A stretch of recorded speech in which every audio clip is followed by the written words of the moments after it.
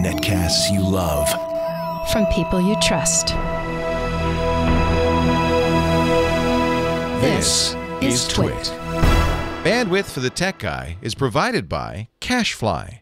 CacheFly.com.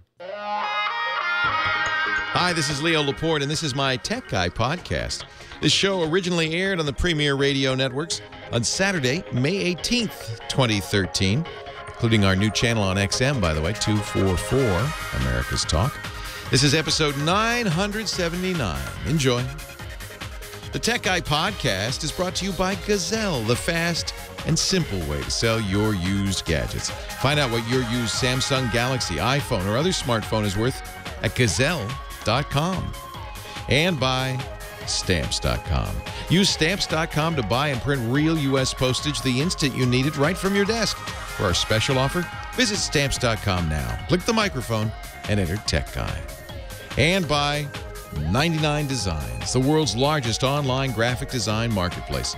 99 Designs connects businesses seeking quality, affordable designs with a community of over 200,000 graphic designers. Visit 99designs.com/techguy to receive a free design consultation. Well, hey, how are you today? Leo Laporte here, the Tech Guy, and it's time to talk computers and the internet and cell phones and home theater, digital photography, anything with a chip in it. This is the technology show on your radio station. That means if you've got a question, if you want to know something, if you're thinking about buying, I love to spend your money wisely. Very important. Wisely.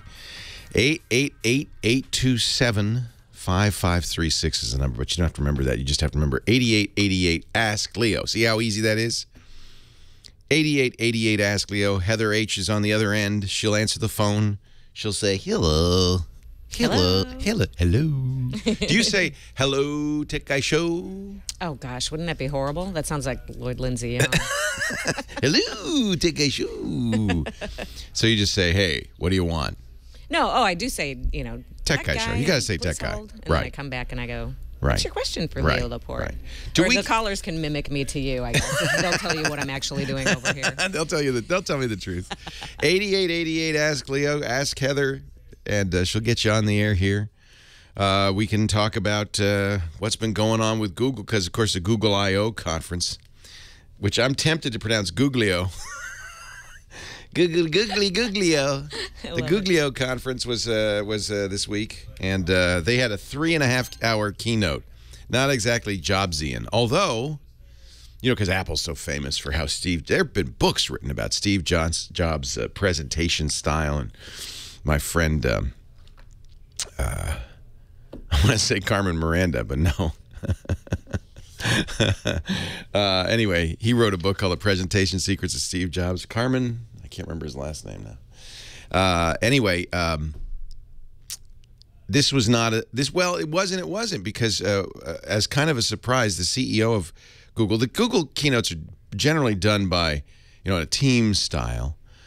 In case you don't know, in the tech industry, the keynote is like kind of not the big thing, where stuff gets announced, where a company positions itself, it lets the press, and in the case of this conference, developers, which are a very important audience, also know what they're up to and what they'd like and what they're hoping for.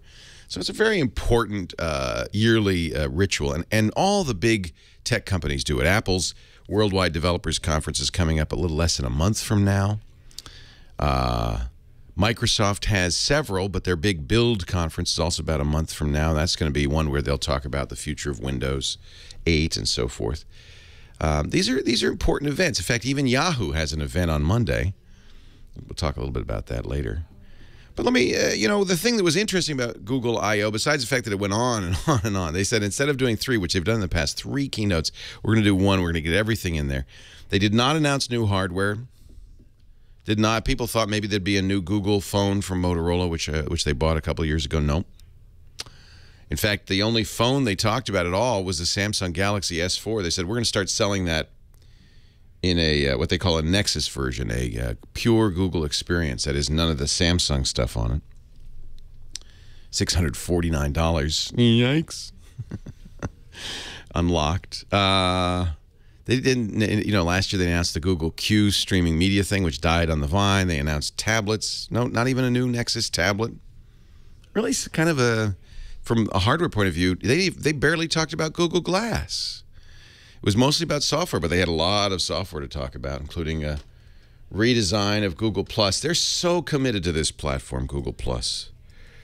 They want it to be, well, kind of want it to be the new Facebook, but really it's more than that.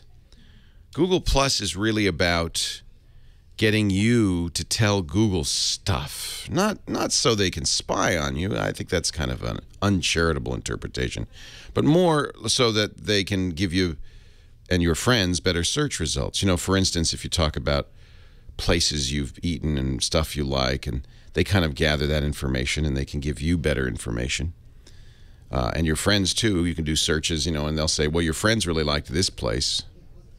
They also have this thing called Google Now, which is getting smarter and smarter. In fact, they're added a few features to Google Now. That's on your smartphone.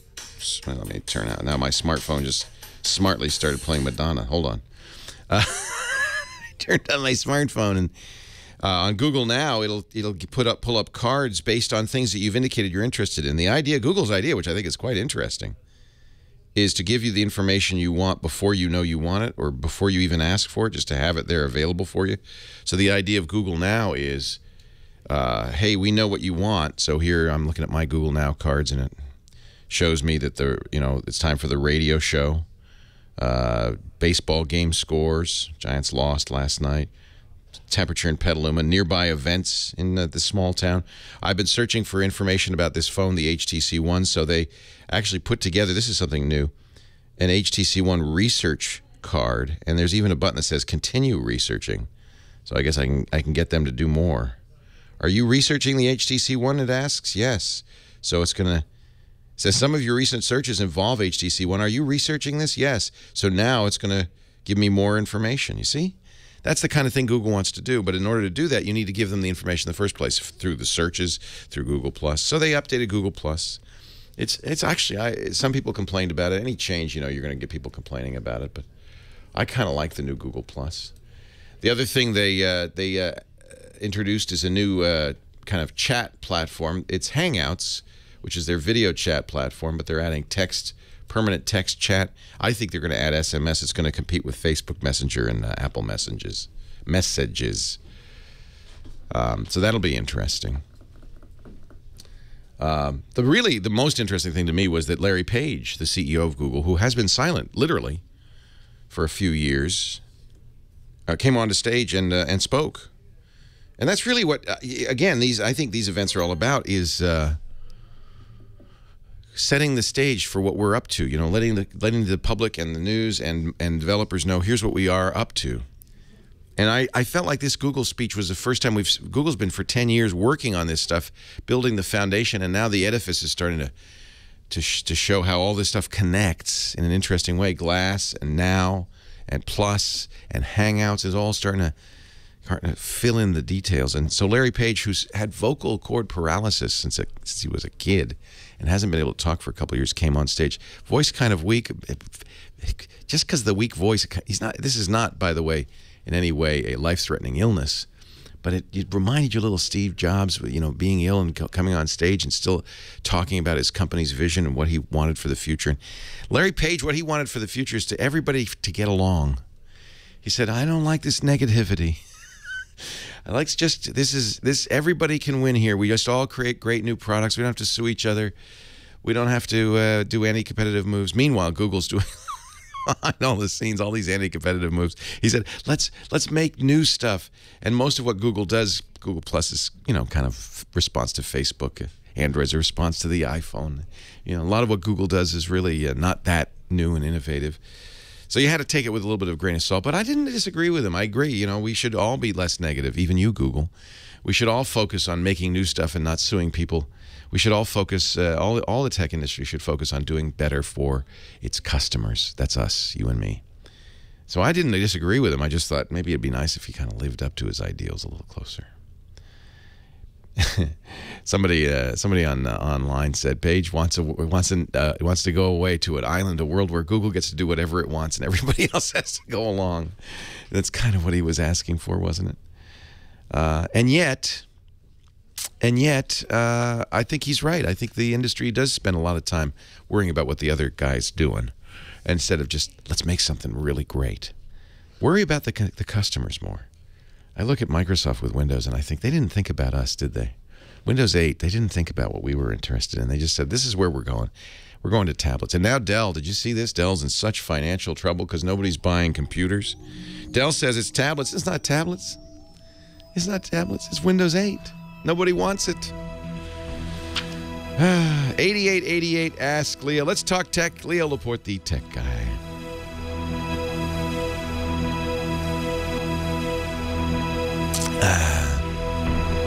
Yeah, so I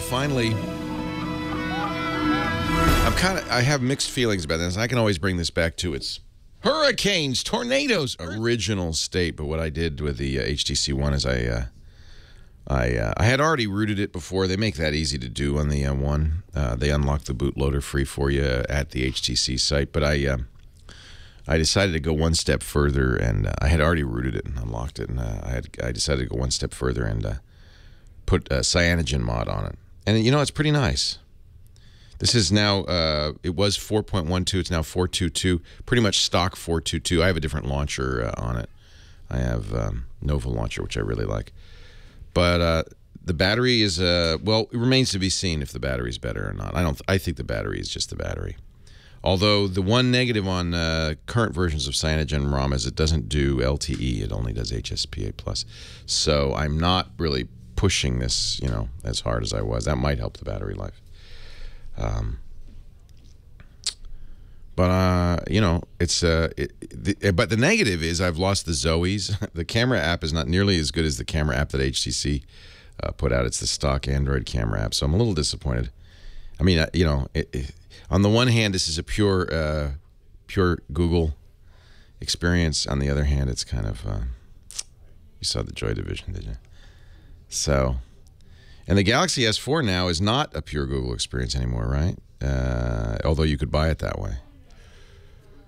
I don't know, you know. I wish, what I really would love is if I could get the gallery and picture app from the One on here. I might go.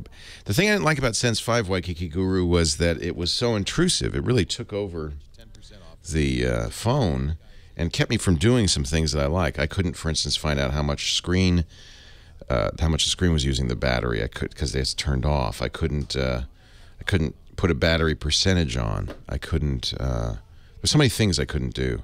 You know, I really like having the stock notification, the stock switches in the notification toolbar.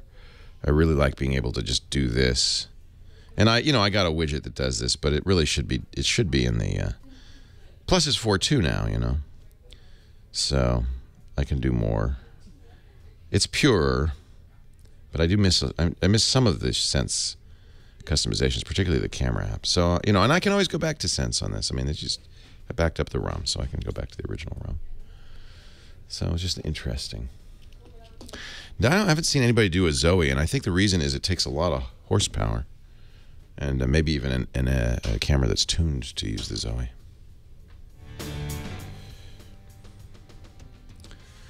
But I do have the new Hangouts. Larry's speech was boring, Mark, in Boston. And you know, the advice I would have given Larry is do not recap what we just saw. We just saw it. That wasn't informative. The middle part where he talked about the vision, that was great, and then leave out the Q&A. But I thought the vision was very interesting. I just wish that they were living what they lived it. Yeah, I'm with you, Waikiki Guru. Blink feed I can do without, although it's cool. Yeah, no Nexus 8, no. It is not the lack of storage on here is not a deal breaker because I have the 64 gig version, so it has nearly as much storage, in fact, more really in a way than the Galaxy S4, which has such limited main storage. So it's really the removable battery is the only negative on this. Yeah, Scoble must have gotten in line the night before. I don't know how he got up front there. Well, it was CEO speak, but in a way that we haven't heard CEOs talk before. Very rarely will CEOs say, let's not compete. But in hindsight, it was a little self-serving, yeah. I want it all. I want it all. And I want it now. The Larry Page theme song. Poor Larry. I felt he was sincere and really was saying, well, let's all get along. But he hasn't really made the company do that, It really, I think a lot of people thought, yeah, he's saying, let's all get along so we can win. We let Google be #1, right? 8888, ask Leo. That's the number. I'd love to hear from you. What you think, your questions, your comments. Let me check with Heather and see who's first on the show today. Heather, what do you got for me? Definitely David. He was the first caller out of the box, and he's hitting it right down the middle at you. He's hitting it, is this a softball or a hard ball? You'll just love it. It's a tickle your fancy ball. Whoops. David, I don't know if you can say that on the radio. David, Leo Laporte, the tech guy. Hi, David. Hi there, Lou. How are you doing? I'm well. How are you? Excellent, excellent. Nova Scotia. Hello, Nova Scotia. Yes, hello. And hello to Petaluma, all the way up there, down there, I guess. Yeah. What's the weather like now in Nova Scotia? It's raining. It's kind of cool. It's about, for you, about 55 degrees. Yeah. It's pleasant here. We're in the 70s. It's American Graffiti's Day in Petaluma, which means we got a lot of old cars driving around in circles. It's very picturesque. Oh, sounds like fun. Yeah, it's fun. I hear it's a party town. Apparently, Heather says every time she comes up here, there's something going on. It's true.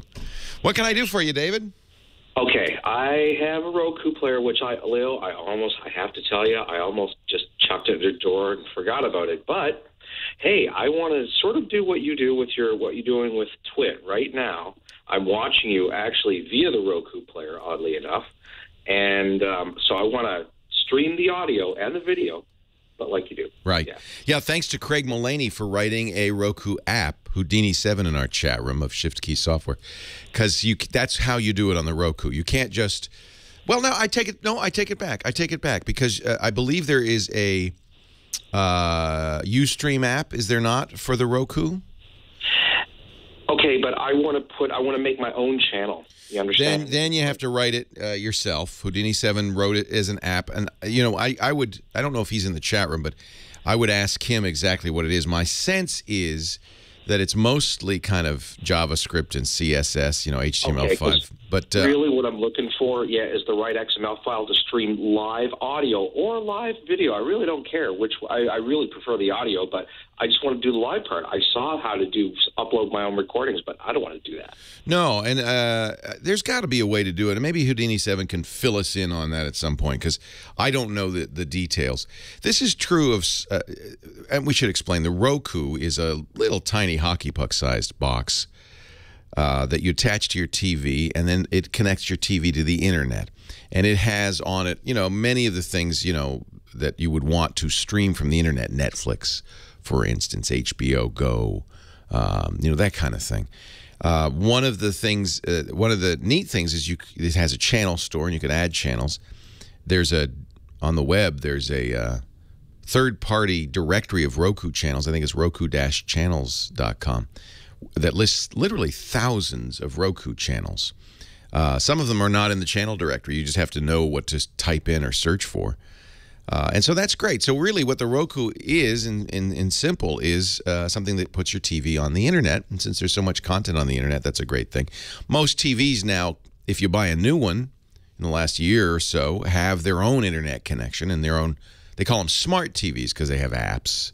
They have channels on them. They're just like a Roku's built in. Of course, there's the Apple TV. There are many companies that make little boxes like this that give you internet connectivity.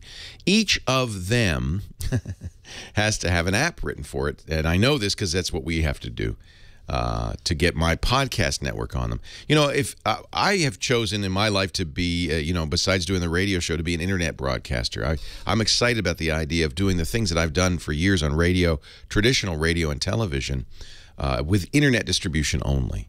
That means it can get into every country of the world, including, obviously, Canada, that it can reach a huge audience without spending all the money that you have to spend to either build a radio tower or to get your channel on a cable system. That's very, very expensive. And I learned this lesson at Tech TV, which was a cable channel that I was a part of the launch of back in 1998. Just celebrated our 15th anniversary. And from 1998 to 2004, Tech TV was an independent cable channel. And I found out that, the cost of doing this is $50 to $100 million a year. Tech TV lost its owner, Paul Allen, of the Microsoft founder, Paul Allen, well over $300 million. Lost it in 6 years.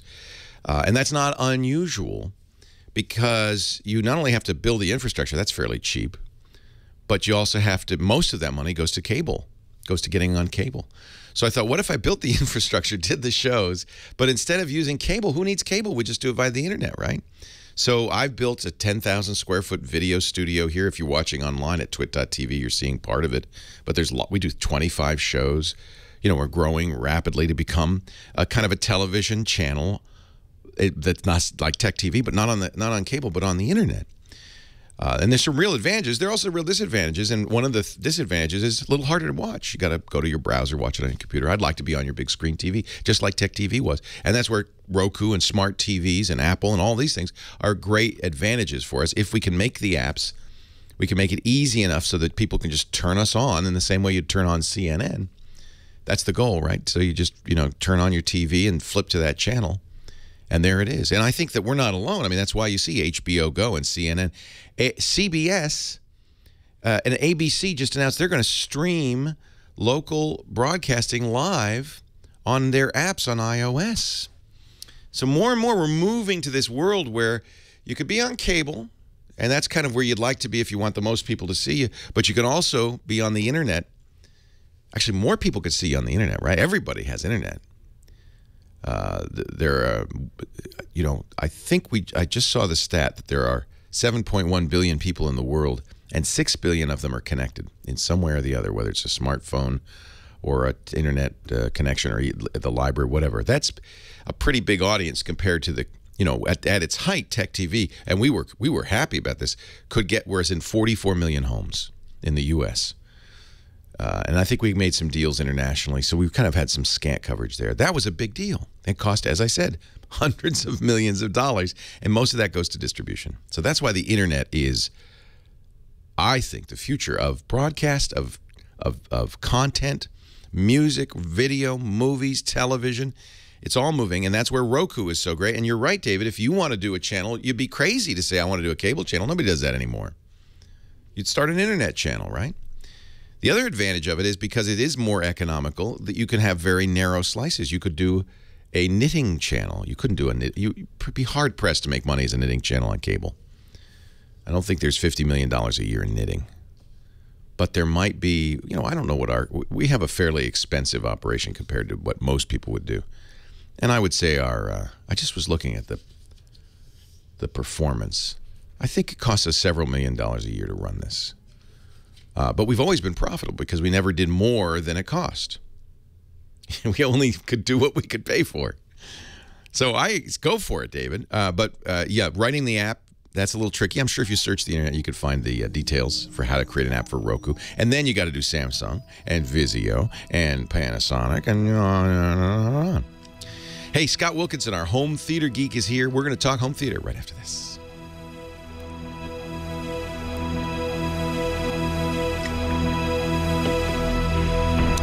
So we were looking at YouTube streaming because you could do that now, but you can't have ads.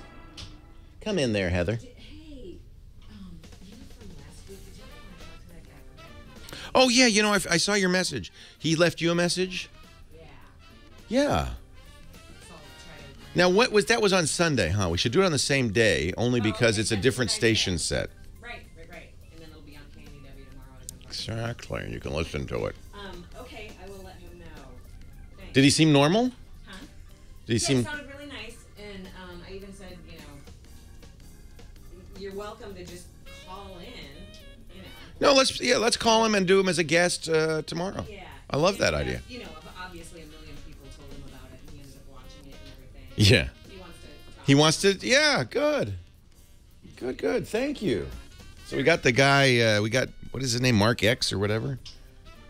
I don't know what's going on with your camera there, Mr. Oh, hang on a second. I can fix that. Just a second. Mr. Wilkinson. Whoa, Yes. moly. Just a second here. Holy mackerel. There we go. Yeah. How's that? There. Beautiful. You look better than I do, frankly. Not a That's chance. good. No way. Oh, man. yeah. Look at that. Look at the quality there versus there. Yeah, that's a better lit. Logitech C920. Higher def. Oh, you're in high def. Come on. Yeah, I guess. I don't know. I think you look better. All right. We'll be with you at a moment there, Scotty. Okay.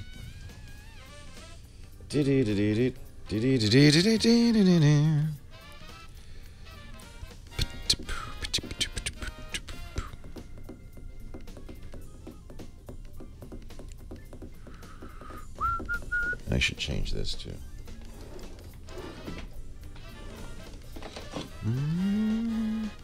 And we're gonna go to Hamvention. I'm gonna have to right after you. Yeah, I'm gonna have to log off so that Bob can come on. Yeah, we won't be able to keep you on this time. Sorry. Sad but true. Oh well. Sorry. God, you got That's all big. right. What happened? I don't know. I changed the picture mode. Movie. No, that's picture mode. Picture size. Theater wide. I can make your head really big. Natural. Full. Theater wide. 1, 2. Zoomed in. That's good. Theater wide 3. Natural. We'll stay with natural. Yeah, there you go. Rusty Bones is saying how much he enjoys my hands on AVS Forum, and it's a noticeable improvement. I really appreciate hearing that. Good. Thank you. Oh, by the way, speaking of which, Leo, you should, out of my intro material, take out that I am at Secrets because I am now full-time. Oh, good. Good for you. At AVS. Let me edit your title card. Good for you. I'm glad to hear that. Yeah, me too. It's really a good So it's going thing. well. Yeah, it's going very well. Good. Not that I don't like Secrets. I do. Secrets is a great place. There's only so much time in the day. Exactly. And I wanted to really devote my full professional attention. What is that? Presents from Turkey. Hey, how are you? Is it Seema? Jamal. Nice to meet you. Do you live in Istanbul as well? Actually, we live in Orange County. Oh, you're just going to be in Turkey. Oh, look at that. Ooh, what'd you get? Turkish delight. You know, there was a Turkish coffee shop around the corner from us when my daughter was born, and we'd go in there. He had it in a jar. He'd open the jar and give her a little Turkish delight every time. Aren't you sweet? He's getting us ready for our trip. Did you say the name of the Dorlio. I love it. Thank you, Jamal. I'm gonna go back on, unfortunately. Hey, Leo, Carbonite is the billboard. Thank you. Scott Wilkinson is here, our home theater guru. He's editor-in-chief at the AVS Forum, avsforum.com, and does a home theater podcast for us called The Home Theater Geek. Hey, Scott. That's me. I Leo, guess more and more you're going to have to talk when it comes to home theater. Of course, usually you focus on DVD, Blu-ray, movies, and high quality inputs. But more and more we're talking about stuff on the internet. And absolutely, streaming is becoming so important. Yeah.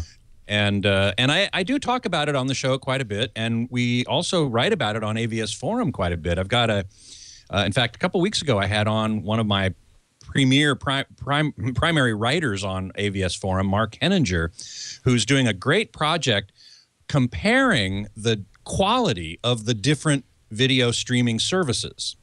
So Vudu, iTunes. He's looking at the very highest quality you can get and seeing if it's even capable of approaching Blu-ray quality now. And he says in some cases it is. It's not equal to Blu-ray. Right. Blu-ray is still the best that you can get.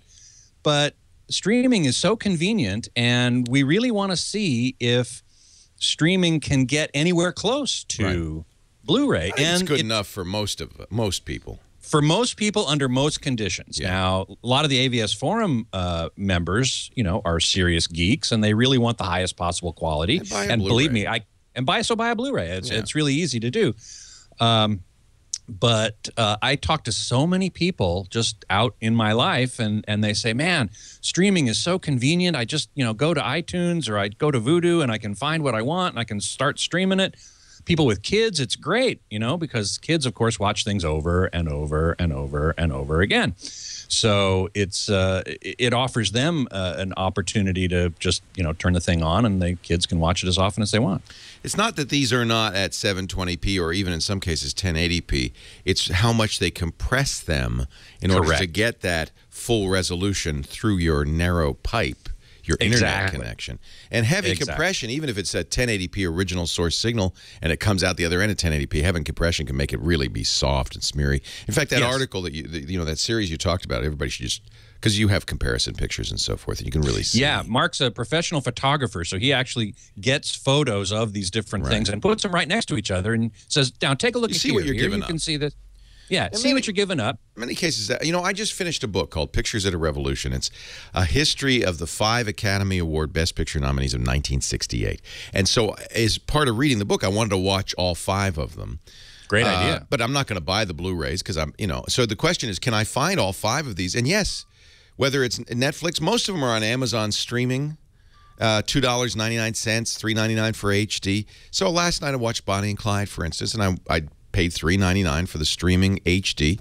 And I'm sure that looked just as good as a DVD, probably better than a DVD. Probably better than a DVD, but not as good as a Blu-ray. And I think that's for that movie, for me, for what I was looking for, I think that's fine. And it's certainly the ease of access is huge. I mean, this is the range of movies. Dr. Dolittle, Bonnie and Clyde, In the Heat of the Night, Guess Who's Coming to Dinner. These are all the best picture nominees for 1968, and The Graduate. And by the way, all 5 of them, including Dr. Dolittle, they're all available for streaming, which means I could watch them without having to go to a movie store, which is also why our last movie store closed in Petaluma. You can't rent a DVD anymore. You can go to a Redbox, but that's only the latest. I was going to say, do you have a Redbox there? But but it wouldn't be Dr. Dolittle. I can promise you that. Yeah, absolutely. It'll only be the most recent things. The other thing to keep in mind, though, is that you're watching movies from 1965, did you say? 68. 68. If they tried to put those on Blu-ray, and probably some of them are already, but the original elements of the movie, the original film that it came on, they'd have to scan that. It might not look so good. They'd have to do some restoration. It would be an expensive proposition. Yeah, well, I mean, obviously somebody did that or it wouldn't be streaming. Well, true. It has to be digital to get the stream, but the flaws would be hidden. They're not as obvious. I'll tell you that. They're not as obvious. It looked pretty good to me. There's such high compression, as you say. Yeah. So part of this also is getting a high-speed bandwidth to everybody in the world because in the world, yes. Yeah. And the U.S. is lagging far behind much of the rest of the world as far as last time I looked. Oddly enough, you'd think we invented the darn internet, but I know. But no, we actually are. I can't remember what the ranking is, but not very. Oh, when you 20 something, I think. South Korea, last I looked, was #1. Per capita bandwidth was something like 20 megabits per second. But it's government sponsored. It's government paid for, and that's the difference. Also Our true. government does not do it, and it's left to private enterprise. Yep. Yeah. Yep. Exactly. Ours is good enough though. We can watch fairly good quality. Yeah, we can. Anyway. We can. As you said, you had fairly good quality there. AVSforum.com. Is that the place? That's the place. AVSforum.com. We got a poll up there this week. Which do you prefer, tube-based or solid-state audio electronics? Oh, that's a big debate. Are there people still going out there saying, I want my tube amp? Absolutely. Works best with my turntable.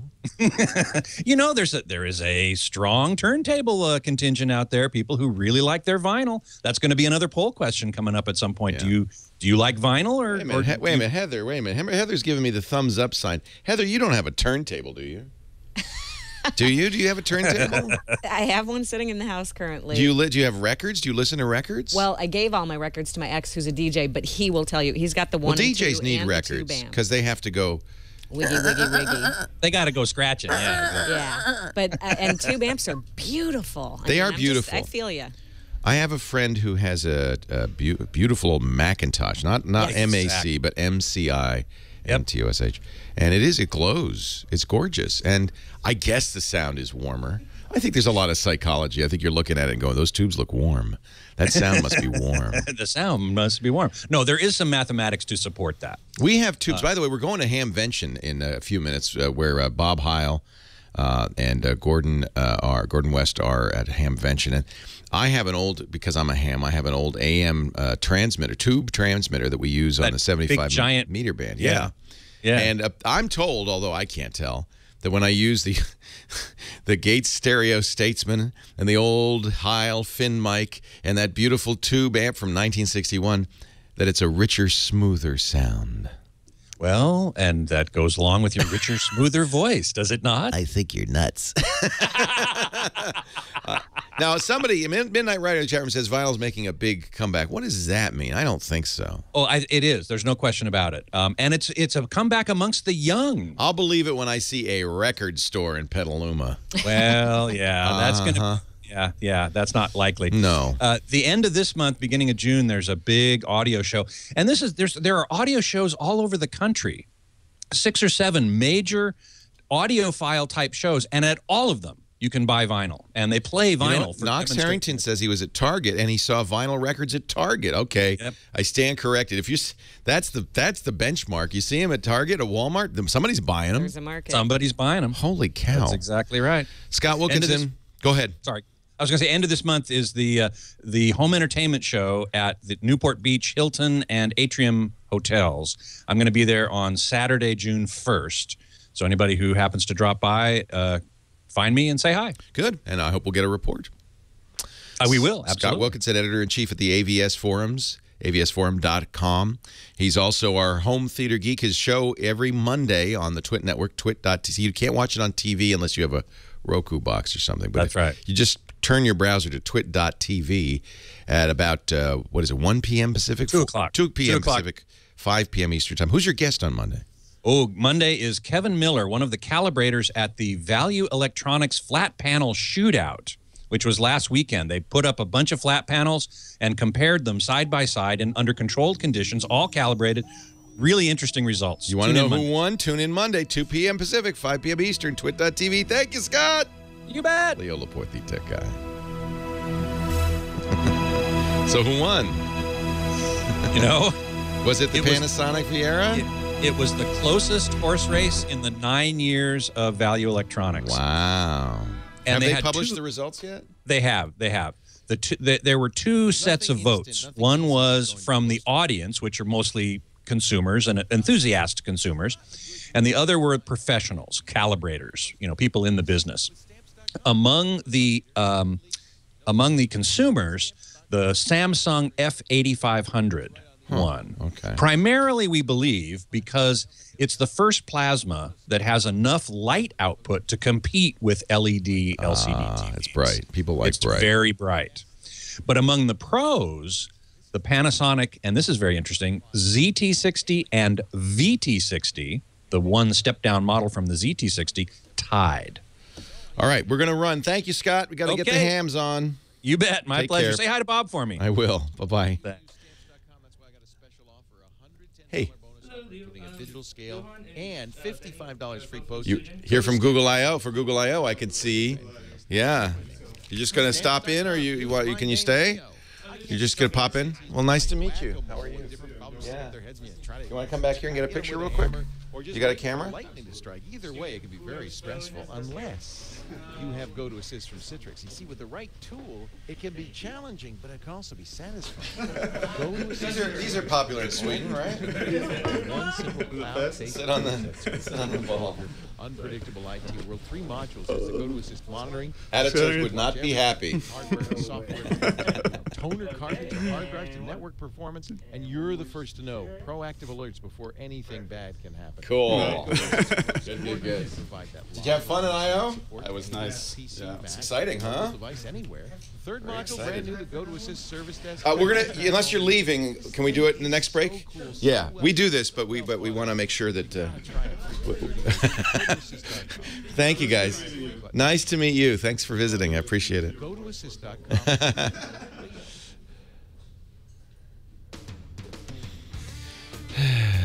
Why can't we see the control console on Dropcam OG anymore? You know, we haven't done that in a long time. They never really did get that working. Oh my gosh, look at them. This is another one where they're wearing tuxedo. Here's Bob Heil. All right. So I got to do Hamvention. I got to do a new... let's do a clone. And we'll call this... Oh, he's doing it. Better do it right. Do it fast. Do it well. Can you let me do it, please? Okay. Jesus. Oh, you already made it? Oh, where is it? Oh, I see it. Dayton Hams. Is that really where they're going to stand? That was the order they're in. All righty. We'll see. Bob, George, and Gordo.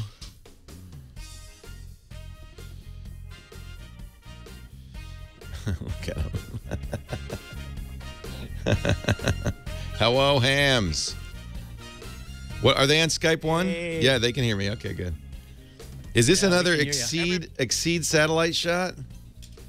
It is. Wow, it looks good. That's amazing. Yeah. We'll give them a nice big plug. And how is Hamvention this year? Hamvention is huge. Awesome. Yeah, I think it's as big as it's been in about the past 10 years, Leo. That's great. It is. Speaking of tube amps, but, hold on a second. Here we go. Here we go.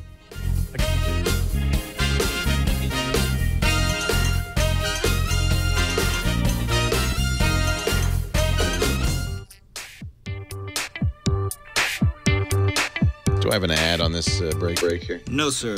All righty, that's good news.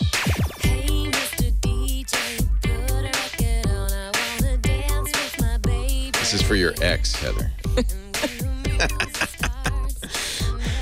This is the song that broke them up. It's sad. It's a terrible story. I'm just kidding. Leo Laporte, the tech guy, 8888 Ask Leo. That's the phone number. Me and Heather, we're just sitting here. We're taking calls. But look, there's a couple of guys in Dayton, Ohio who want to get on the air here. From Hamvention, which is the annual gathering of the amateur radio enthusiasts.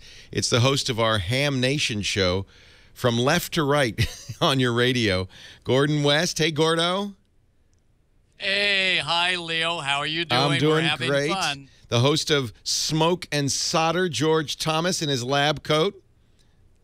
Hi, Leo. Hey, George, and of course, it's mighty hot in here. Yeah. Put down the soldering iron; it'll cool off. And Bob Heil, of course, the host of Ham Nation. Hey, Bob, how are you? We are absolutely just incredibly mesmerized about what's happening this weekend. And Leo, you would be so proud because I can't tell you how many hundreds and hundreds of guys have come up that have gotten their license because of Leo Laporte. Gee, Leo ought to get on the airwaves. I'm the worst ham ever. Well, you're a busy guy, but we're so proud of what you've done. You have brought over 1,000 people that we know of into this hobby. That's because great. It is such a fabulous hobby. I just had a guy from Finland in here that had been watching Twit for years and heard you one time, got onto Ham Nation. That's he got great. His license. Well, really credit to Gordo, you guys.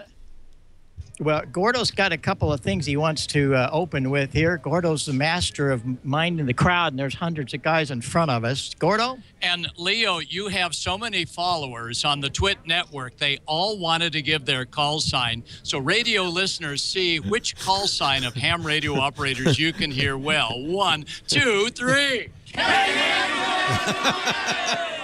Talk about a pile so up. There it is. That's what it sounds like when you're doing DX contesting, ladies and gentlemen. Exactly like that. Exactly. Yeah. That's we wonderful. Always have so much. We want to also tell you that there was a very special technical award done last night at the Hamvention, and George Thomas is our recipient of this Hamvention Special Award, and he's very deserving of it. Congratulations on that award. Oh, thank you, Bob. You know, hey. That's great. I couldn't have done it without all these other guys here. I mean, you know, we have such a fun time, and for some reason, people like to watch this stuff, Bob. That's great. And Leo, my wonderful people that work at Heil Sound did this shirt. If you can see it for the 100th this episode. shirt, look at that. That was 100th episode. That's great. And if you want to see the rest of it, wait till you see this one. He's taking off his jacket, ladies and gentlemen. Oh, that's nice. It's got that fin mic, the blue fin mic that lights up. I love. How do you do that? That's pretty cool. A T-shirt that lights up.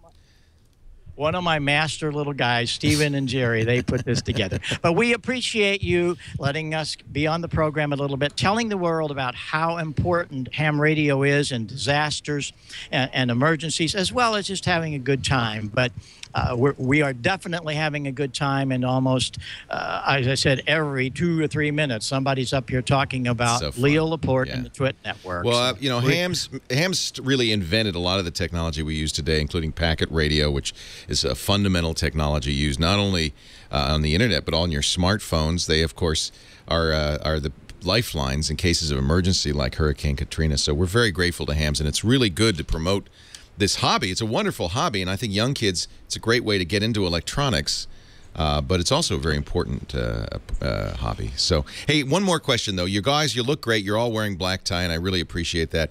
But I know Gordon is not a fan, really, of the long pants. Tell me he's not wearing shorts under his tuxedo. No, Leo. We had to put long pants on. But tomorrow, when we're off the air, there will be shorts. Okay. Hey, really great to have you guys. Ham Nation is heard on the Twit Network. Just go to twit.tv/HN to find out more and listen to past episodes. And you can watch live, of course, every... what day are you guys on? You're on Thursdays, is it? We're on Wednesdays. Wednesdays. I'll remember one of these days. Yes. Wednesdays. And we're hoping that on the 29th, when we actually do the 100th broadcast, 100 shows, Leo, we want you to be there for a few minutes. Joe Walsh is going to join us on that show for a minute or two. And we're very excited because that's going to be a very special thing. Can you remember 100 shows ago, you sat down with me and said, you need to do this. And I said, I don't have time. We found time, and look what happened. The whole family of Hamvention. Yeah. Thank you so much, That's the Leo. Joe Walsh, folks, of the Eagles, who is a ham, and also did the theme song for Ham Nation, which, if you listen carefully in codes, what is the dit in the Ham Nation theme song? What is that saying? Is it saying ham? H-A-M? Yes. It's called ham. And if you listen to it really closely, you'll hear H-A-M and throughout. And that was when I asked him to do the theme. I said, just think of the 4 letters. Da da da da da da da. That's the rhythm of the song Ham Nation. And he wrote it is. It's really great. Hey, thank you guys. Have a great time, and thanks to the folks at Exceed Satellite. There isn't a direct connection into the Hamvention, so Exceed set up a satellite for us, and boy, the quality. Not just of the audio, but for those of you watching at home as well, the video is spectacular. And that's through a satellite. That's unbelievable. Yeah. One of the things you can do is go to w5kub.com. And he is hooked up to this same satellite system, and he's webcamming the whole event. So after we get off the air, look at w5kub.com, and you can see all kinds of things going on at the Dayton Hamvention. You can watch the whole Hamvention live. That is awesome. He's running all around here doing stuff. Awesome. Yeah. Thank you, Bob Heil, Thank you, Leo. Gordon West, George Thomas. Congratulations on your award, George. That's fantastic. And have a great Hamvention. We'll talk to you guys sooner than next year. In a couple of weeks on your 100th episode. All right. Take care. 7-3, Leo. 7-3. This is W6TWT signing off. 73. I love hams. I got to tell you, they are a great bunch of people. 7-3, for those of you who are not amateur radio enthusiasts, means best regards from the entire ham universe. 7-3. It's kind of neat. Oh, we just brought W5KUB down. Whoops. Oh, dear. Oh, dear. One of the reasons I think a lot of people became hams after I did is I think they said, gee, if Leo could do it, it can't be that hard. It isn't that hard. It's not. Gordon does some great training materials. So you can I just got his book, and then he has a CD series. So you can listen to the CD series at GordonWestRadioschool.com and or w5yi.org, w5yi.org. And you listen to those, and I took the test, and I got technician, and got the next class up, general. One of these days, I'll get the extra. It's pretty cool, and it's a lot of fun, and you don't need to know Morse code anymore, which makes it a lot easier. 8888 Ask Leo. That's the number if you want to call in. Talk high tech. Let's get to our next call of the day. Sorry to hold you on so long. It's should I go to Heather? Should I go to Jim? Jim in Newport Beach? Yeah, let's go, Jim. Hi, Jim. Leo Laporte, the tech guy. Hi, Leo. How you doing today? I'm wonderful. Thanks for calling. Well, you're looking good. I'm watching you on Twit TV. Thank you. So, hey, I want to know, is there a remote control that I can afford for my TV that's high-end, but because my wife cannot stand having 3 remote. You know, this is a universal complaint. And I'm in the same boat. I have, hey, we're geeks. We got an armchair and 5 remotes on the arm of the armchair, if you're lucky. One of them's always under the cushion. That's the only problem. And I same problem. People say, "Oh, I can't watch your TV. I don't know I don't know how to get it on." So I tried some universal remotes. The Harmony One is probably the king of the universal remotes. Logitech makes it. It's about $250. Radio Shack sells a lot of people. It's what we call a programmable universal remote, but it has some additional benefits. It has a big LCD screen on it, and you can program it very easily because it already knows everything about what hardware is out there. They actually just came out with a sequel to that, which is the Harmony Ultimate. That might be a little bit more expensive. But it has a big LCD screen, and if it's something like, I want to watch Desperate Housewives, you can have a button on there. You press it, and it knows, turn on the TV, turn on the satellite dish, turn on the satellite box, turn on the AV receiver, go to this channel, go to, and it'll do the whole thing for you. So they've replaced the Harmony One with the Harmony Ultimate. That probably is even better. Logitech seems to be unhappy with the Harmony brand. They want to sell it off, so I don't know what the future is. Let's talk a little more when we come back about remotes. Leo Laporte, the tech guy. Harmony Ultimate.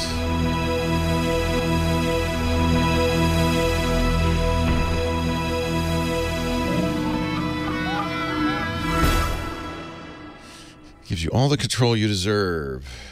I've observed something. It's not only what we do. Blue, it controls your hue. And they got a smartphone app. See, that's to me what the future is, really, is to get these things on the smartphones. Oh, you are so kind. Clam chowder, split pea and bacon, chicken tamale, or Italian wedding. I'd like a large Italian wedding. Thank you, Greg. And then I'm going to top it off with some double-roasted, pistachio-rich, Turkish delight. We have a little donor restaurant down the road. It's quite good. Yeah. But I'm a little prejudiced because I know that people want it. But and I asked her, I said, this reminds me a lot of what they call shawarma, which I love. She said, well, it's pretty much the same idea, but it's a little better than shawarma. Donor or shawarma, you've seen it. Yeah, they rotate. That's that rotating. It looks like a leg of lamb, but really it's a mixture of meats and spices. And they shave it, and so donor is pretty much the same thing. Yeah, and they put it in a pita, and it's really good. Or no, they wrap it. Actually, they wrap it up. But I saw. Now you're going to have to help me, Jamal, because I saw a video, and I'm going to find it now. It's like boiled meat hamburger, and they say they only sell it in Istanbul. Wet hamburger. You know about it. Yeah, Anthony Bourdain had one when he was there. I've heard it's like the best thing ever. I have to write it down. I guess I can remember wet hamburger. Is it? It's horrible. It's horrible. Oh, that's hysterical. It's like hangover food. Well, it doesn't sound good, but he was raving over it, right? Okay, good. That's good to know. Well, you're going to take... Now, are you going to be in Istanbul at the same time? Yes, we are planning that. So. Well, not because of us, I hope. No. Oh, good. We have tours to Istanbul. Good. Well, we're very excited. Now we're only there for a couple of days, and I think we're on some sort of tour thing. But we're gonna stay. We're staying on the Bosphorus. We're staying at the new Shangri-La. Yeah. Not open yet. Supposed to be open in February.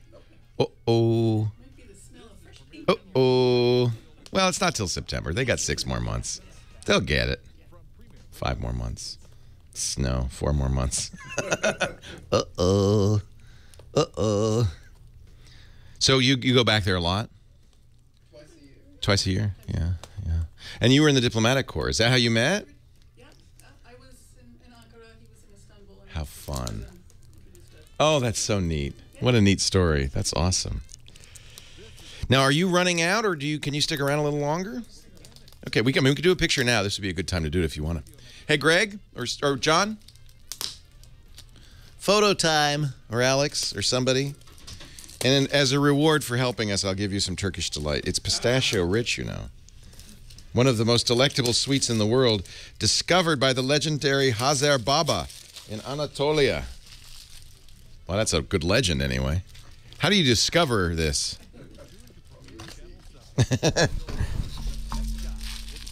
Now, you're going to sit and wear my fez, right? Sure. So sit there, and I'll slither this up out underneath you. You don't have to, but John gets very upset if you don't. Oh, okay. All right, 3, 2. And once more for safety. 3, 2. Yay! Hey, thank you. Another wonderful photo session. Do you still have time? Yeah, you want to? Yeah. That way you're not stuck here. This is the big break. Your timing's good because it's American Graffiti Day, and you can see lots of old cars and. Otto, yes. Have you been around? Oh, that's all right. She says, no, thank you. I don't want to wear a fez. Now, first, get right up to the. No, you don't dare do that, huh? Oops. No. 3, 2. And once more for. I'll take the bright glasses too, if we can do that. Okay, now I can sit. Oh, no, See, he wants a variety.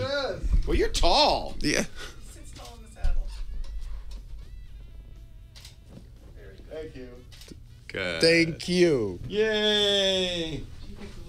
Thank you for the delicious treats. Give Lisa the details of the tours that you arrange. If not, that's perfect. Yeah, you know what? I don't know. Here, I can look right here. It's through the cruise line, and so I think it's, you know, they're going to take us to the Red Mosque, and they Blue take Mosque, us to the bazaar, Blue Mosque, and the bazaar, and all of that. Ooh, this looks good. This is not the regular one. No. Oh my gosh, it's much better. I like the nuts in there. That's how they discovered it. I always like this one. It's so much better. Yeah. That's fabulous. Uh-oh, I'm in trouble. I will send you the other stuff. Yes, because we want to. You'll be there on the weekend. It will be very crowded. Oh. Yeah, maybe we should go with you. We don't have to do the tour. The only reason I booked it is for the hotel and because we didn't know what to do. I didn't know we knew somebody there. So. Okay, so I'd rather. Just send the list. We'll take care of it. I don't know if they even tell you, but maybe at some point they have to, right? Will begin at 6 minutes past the hour. Oh yeah, I want to see that. Radio Network. I'm sure that's on the list. Yeah, it was a fancy tour package. You know, it's not like just. Don't do those. Hey, if you have somebody who really knows the town, much better to go with them. Oh yeah. You're right. You're right. Okay, good. Deal. But dinner's on me, okay? My treat. Oh boy. I can't wait. I'll email you. Yeah. Thank you, Jamal. Thank you so much. Nice to meet you. Take care.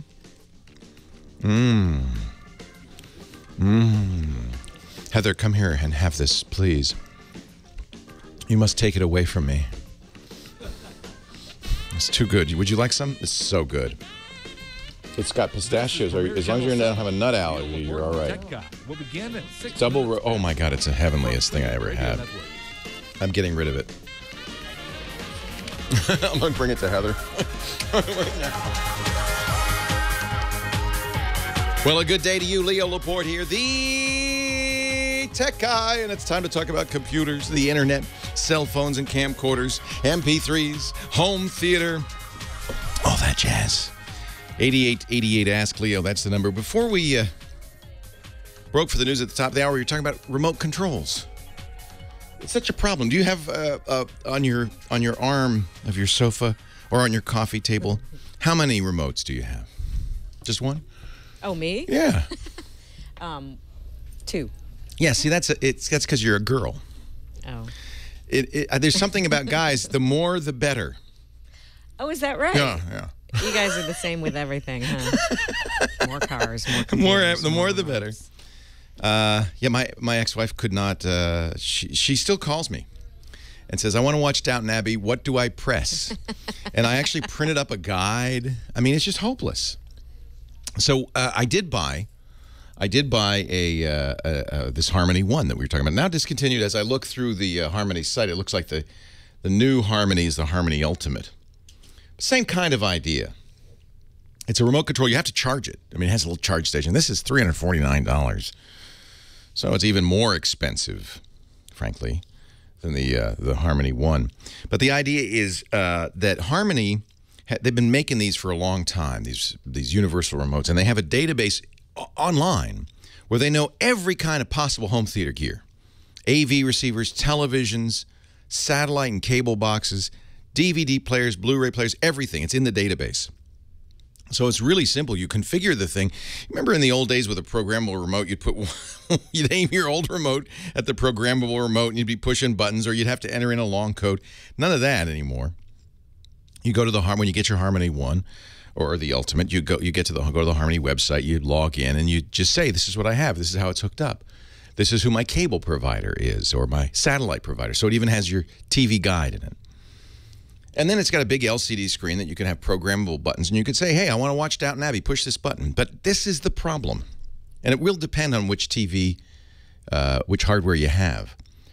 But I gave up on the Harmony One because it never worked, because your television has to be in a known state. Basically, everything has to be off. Then you push the button on the Harmony One and it turns everything on. The problem with my TV and a lot of TVs is that's a toggle. So the signal it sends doesn't say on or off. It just says switch state. If you're on, turn it off. If you're off, turn it on. So I'd actually have to get up, turn everything off, or get the remotes, turn everything off, and then I could push the button on the Harmony One and it'd turn everything on. It was so impractical, and I just gave up. Now, what I notice is that the new Galaxy S4 and the HTC One, and I would guess all smartphones going forward, have in the on-off switch on the phone, they have an infrared transmitter. And you can put software on these things to change the channel. These are the newer Android smartphones are, in fact, remotes and pretty smart. I'm looking at the Harmony Ultimate. It gives that capability to an iPhone as well. They have apps. Now, the iPhone doesn't have an infrared transmitter, but what you'll use is the app will speak to the Harmony, and then the Harmony will speak to the TV. So maybe I'll give this one a chance. You know, I'll give it a try. It looks pretty much like the Harmony One, and these are the best remotes. I mean, it's not its fault. I like this. This Harmony controls my lights too. I use the Philips Hue lights. These lights, it seemed gimmicky to me at first. They're LED light bulbs, and they're not cheap.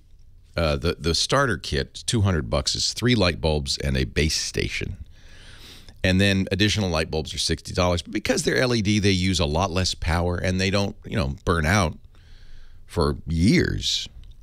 I can't remember how many hours. I think it's 10,000 hours. It's a long, long time. So it's kind of the last light bulb you'll ever buy. And I ended up buying not only the base station, but 5 more. I have a total of 9. So I guess that's 6 more. 9 Hue lights. But they're great because you can set them. They're RGB. That means they can be any color: white, blue, green, any color in the rainbow. And you can control them with your smartphone, Android or iPhone. You can even take a picture and then say, let's say you loved the light and when you were in Greece. You loved the light. It was beautiful light. How did they get that light? Take a picture. And then you can literally say, that's the color I want you to be. And each bulb is separate. So you could say, you be the beach, you be the sand, you be the water, you be the sun, and it's awesome. It's totally awesome. That sounds killer. And, okay, get ready for this. So they also have an API on these. These are the Philips Hue, H-U-E. I understand it's pricey. But they have an API. There's software that can, for instance, as you listen to music, pulse the light bulbs like a disco to the beat of the music. And now, they just released this last week, you can program them. So there's a website called If This Then That, IFTTT.com. And you can, for free, you can say, when the sun comes up, turn on the light. Or when the sun goes down, turn on the light. Or when it's 7 a.m., slowly ramp the lights up from a sunrise to bright midday sun over a 15-minute period. It's a nice way to wake up. That's great. Kind of crazy, these hues. Anyway, apparently, I'm just seeing this Logitech Ultimate also will control your lights. So now you've got, the Orson Welles Theater in your living room. Press the button, the lights dim. I don't know about the curtain, but you can get the curtain. Crestron makes curtain openers that are remote. Curtain opens, TV comes on. See, you can make a home theater. That's the whole idea here. It's $350 for the remote. It's a little pricey, but I'm gonna order one and I'll give you a review. I had to give up on the Harmony one. It just didn't do what I wanted it to do. Big nerd in our chat room says, I want to be woken up with lightning flashes. It'll do that. It's kind of, I'm not, oh, there's one, there's a picture, there's a picture of the moon, and you can have moonlight, and it's the color of moonlight. And you can make it brighter, dim, it dims and everything. It's pretty amazing. 8888 Ask Leo. So that's the answer to the remote control. There really is only, you can go to Radio Shack, and they have programmable remotes, and they're pretty good. But if you want one that will be smart enough to say, I want to watch this show, push one button, and it knows exactly what needs to be on and off, and will do it all. That's my recommendation. The rumors are that Logitech wants to sell that Harmony unit, but they still own it. And these are the killer. These are the killer app, if you ask me. Lynn is in Los Angeles, our next call of the day. Hi, Lynn. Leo Laporte, the tech guy. Hi, Leo. I'm probably the most geek-challenged of all of the grandmothers who listens to you.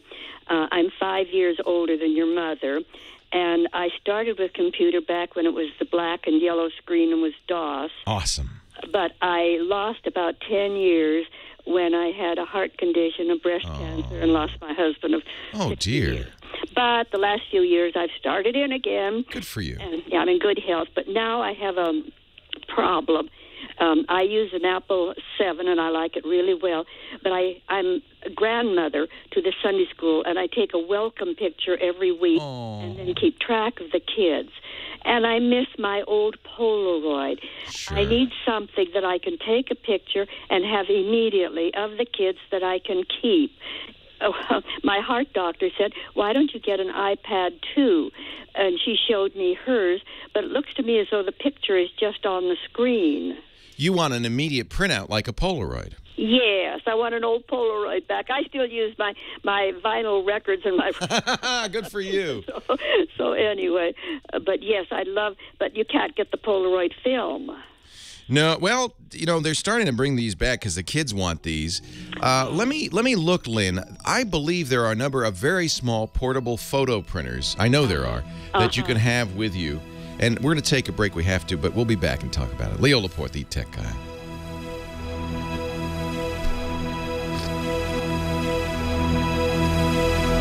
I don't think the kids care that much, probably. The kids are used to the idea. And it's a lot faster than taking it to the processor. All right, let's see. We want an instant I can't decide whether IT is more like whack-a-mole with different problems stick up their heads and you try to... And I think she says she has an iPhone. Or just waiting for lightning to strike. Either way, it could be very stressful. Yeah, the Picture Mate, that's a good choice. From Citrix. You see, with the right tool, it can be challenging, but it can also be satisfying. Go to Assist from Citrix gives you all. This is an interesting Kickstarter project. Look at this. And they've raised twice their goal. But again, this is one of those last year. It's an instant lab. Toner cartridge to hard drives to network performance. I don't know if they're selling it yet. yet. First to know. Proactive alerts before anything bad can happen. And then with Go to Assist remote support, you can provide that live or unattended support to any PC, Mac, mobile device, anywhere. It's very strange. Brand new, the Go to Assist it looks like a Polaroid. But you know what? I don't think they're shipping yet. They raised their money almost October last year. This is why I really don't like Kickstarter. Kind of sets you up for failure, doesn't it? Sharper Image has for brilliant image a quality. little printer Today's high definition content, you want your movies to that you dock the iPhone in, quality in both darkened home theaters and brighter environments. and it prints them out. Brightness measurement, lumens, is not enough. You want to look for both high I'm not going to recommend high this. white brightness to have a truly It's not expensive, though. So get consistent, true-to-life color with Epson projectors. Whether you're watching movies, playing video games, or just watching a family slideshow. Check out Yeah, that Bluetooth printer was awesome from LG, but I don't think they're selling it yet. They were going to only sell it in the Japanese market. These projectors are still the only way to get truly huge images, up to 300 inches. That's 25 times. You know, the S4 and the Note 2 are very similar in many ways. Really, it depends on how big you want it to be. That's the big difference. If you want smaller, the S4 is higher res but smaller screen. Visit Epson.com to learn more. Yeah, see, these are all stories about this Kickstarter project, which never happened. Here we go. Polaroid actually makes an instant printer. It's Bluetooth. Let's see what the reviews are. Oh, this is that zinc thing. Yeah. Not great reviews.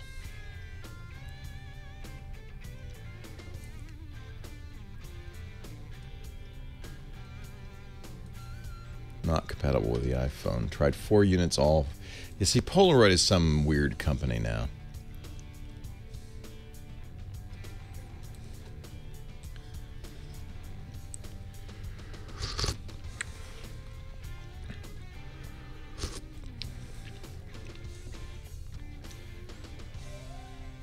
Polaroid, $90. The iPhone printer cube. The Viewpoint. That's the Sharper Image one.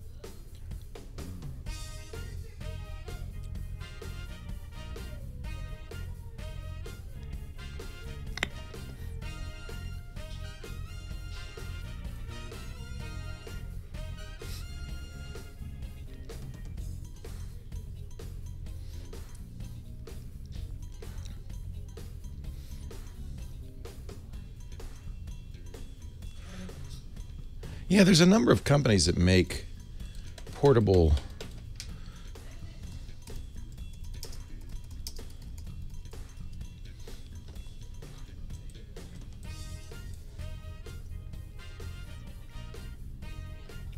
What is going on? Pico portable. Yeah, that's the selfie. Oh, that's cute. I see, I'd get that. Look at that.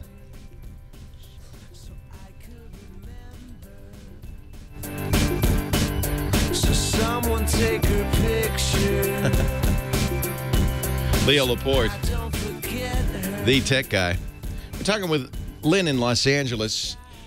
She's the Sunday school grandma. That's a nice title. What a great job. And one of the things she wants to do is take pictures. You have an iPhone, you said? No, I don't. I have an Windows 7. And I have a very old-fashioned phone. As I say, technology sort of went beyond me. I listen every Saturday with the hope some of it will rub off. So far, not a lot has. Oh yeah, you know more than you think.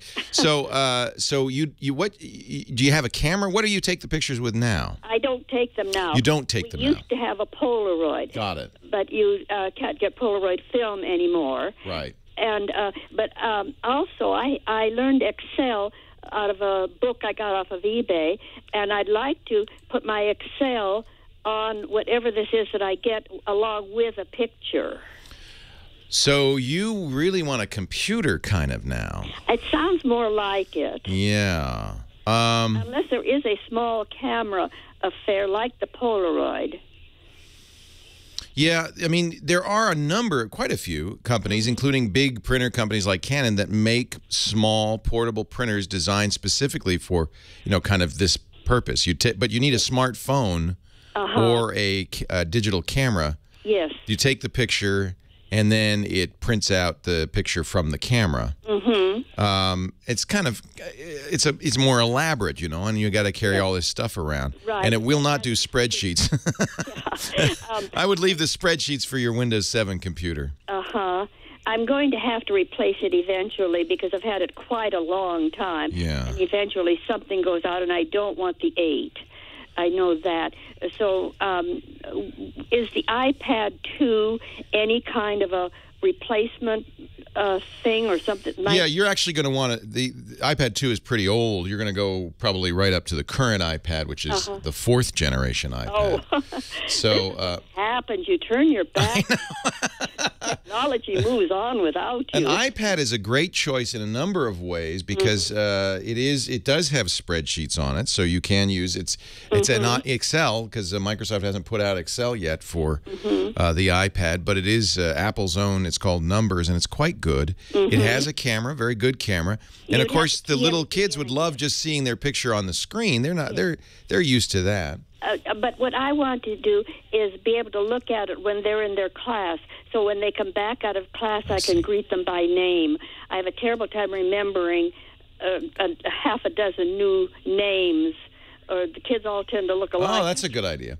So the chat room's telling me, and this is on Amazon for about $100. It's called the Fujifilm Instax, Instax. It's a Polaroid, effectively. It's an instant film camera, but Fuji still makes the film, which is nice. Instax. Instax. It's on Amazon. And let's see, the film cartridge is $12.49. Let me see how many images you get from that, because that will tell you how much per image it's going to be. And they don't really say. Probably 6. Yeah, it's typical to be around 10 pictures, it says. 10, well, that's not 10. bad. So it's about a little more than $1 a print. And it's a cute little camera. And I'd have it instantly. You'd have it. It comes just like a Polaroid. It comes right out of it. Yep. And the reviews are very good on this, by the way. Good. Yeah. Well, I'm old friends with Amazon. So. Well, if you are, just search for Instax. Yes. The Mini 25. Mini 25. And at $100, it sounds pretty good. Yes, that does. That sounds about what I have in mind. Well, good. I'm glad we could talk, Lynn, and I think it's wonderful that you're getting back into it. Well, thank you very much. I hope it's not a waste of time. I hope it's not. It's wonderful. And really do some good with it. Yeah, and I do think you should get an iPad. My mom has and loves her iPad. She has computers. She has a desktop, a laptop. All she uses is the iPad. She just loves it. She has. I gave her the 3rd generation iPad. Yeah, and that's fine. And I think they sell those for a little bit less, and that'd be fine for you. Yeah. Well, I have to go to another room, of course, to use the computer. And my daughter thinks it would be awfully nice if I could have something out in the living room with me. Exactly. So anyway. Get an iPad. I think you'd be so happy, Lynn. Thank you so very much, Leo. My pleasure. I enjoy your program tremendously, even though you might as well be speaking Greek. Yeah, sometimes I think some stations think this is foreign language programming. I know. I'm surprised eventually you mentioned something. I think, oh, yes, he mentioned that before, and I know what it is. Good. We're making progress. You see? Yes. It is sinking in. Yes. Thanks, thank you Lynn. very much. It's so nice to know you're listening. I really appreciate the call. And I absolutely think that there's no age limit for getting into computing and technology, but I do think that they have done such a nice job with the iPad. Now, if your eyesight's not great, the iPad does have some accessibility features that can make the text a little bit bigger, but it is, unfortunately, the kids design this stuff. And so a lot of times, especially on these high-resolution products like the iPhone and the iPad, everything's so teeny-weeny, teeny. Sometimes it's a little hard to see. But my mom is doing great. She's a little younger than you. She's 80. She has a cataract in one eye, but she's still able to use the iPad quite well. Polaroid still makes some instant digital cameras. Walmart has the Z2300 for $160, according to our chat room. But I do think, and this is why I like Amazon, when you read the reviews, the Fujifilm Instax has just a bunch, 85 5-star reviews. To me, tells me that this is the one to get. You know, I trust people who are actually using this out in the field the best. They know, and you know, you got to understand it's not cheap. It's a little more than $1 a print, but you have it right then, which I think is cool. And Fuji's still making the film. They're big in the film business, so that's a good sign too. 8888 Ask Leo, 888-827-5536. I haven't mentioned we have a great website where everything I talk about, the links, the images, everything is stored forever or until the internet dies. And who knows when that'll be. That is at techguylabs.com. techguylabs.com. And you can go there and join the chat room, which I mention all the time because they're always giving me great information. You can also see answers to previous questions and anything that I talk about on this show, thanks to James DeRuvo, who's writing this down. And afterwards, Josh Windish then puts up the video and audio of each question and answer pair. And your comments are appreciated there, too, if you've got a better idea. Somebody in the chat room is also mentioning the LG Pocket Photo mobile portable printer for Android phones. Now, I've played with this, and it's very cool, but it's $150, and you'd still need a smartphone. But for people with a smartphone, this is an interesting product as well. They sell it in Japan. I guess this is on eBay, so because you're going to have to get it from eBay because I don't think they're selling it in the U.S. yet. But I played with this at CES this year. It's kind of cool. You just tap your phone to it, pairs it up, and prints it out. Obviously, there's still a market for prints. Prints are not dead. So there you go. Thank you, chat room, for all your help. 8888 Ask Leo. The chat room is there at the Tech Guy Labs site, as well as everything we talk about. And Heather Heyman is on the line, ready to answer your call at 888-827-5536. We'll have more of your calls in just a few minutes. Leo Laporte, the Tech Guy.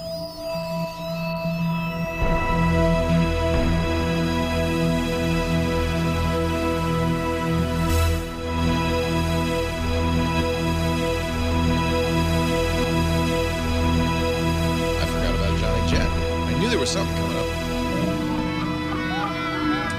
Our show today brought to you by the good folks at Gazelle. Gazelle is the place to go if you've got old stuff.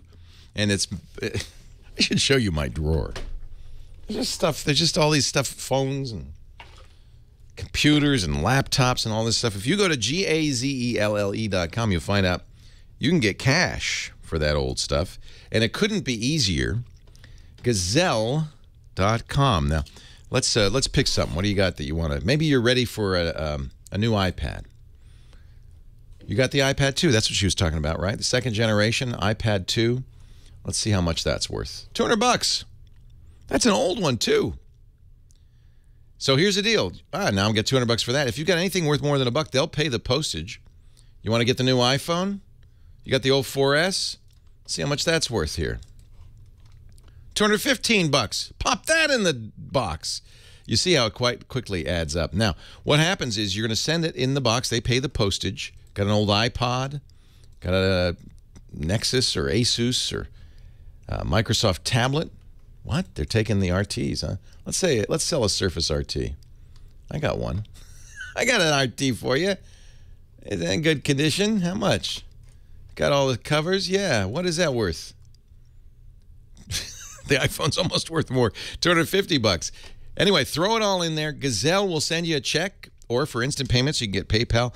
My suggestion, though, is get the Amazon gift card because they'll bump it up by 5%, kind of a little extra. In fact, right now, for a limited time, you get $10 extra for your iPhone 4S.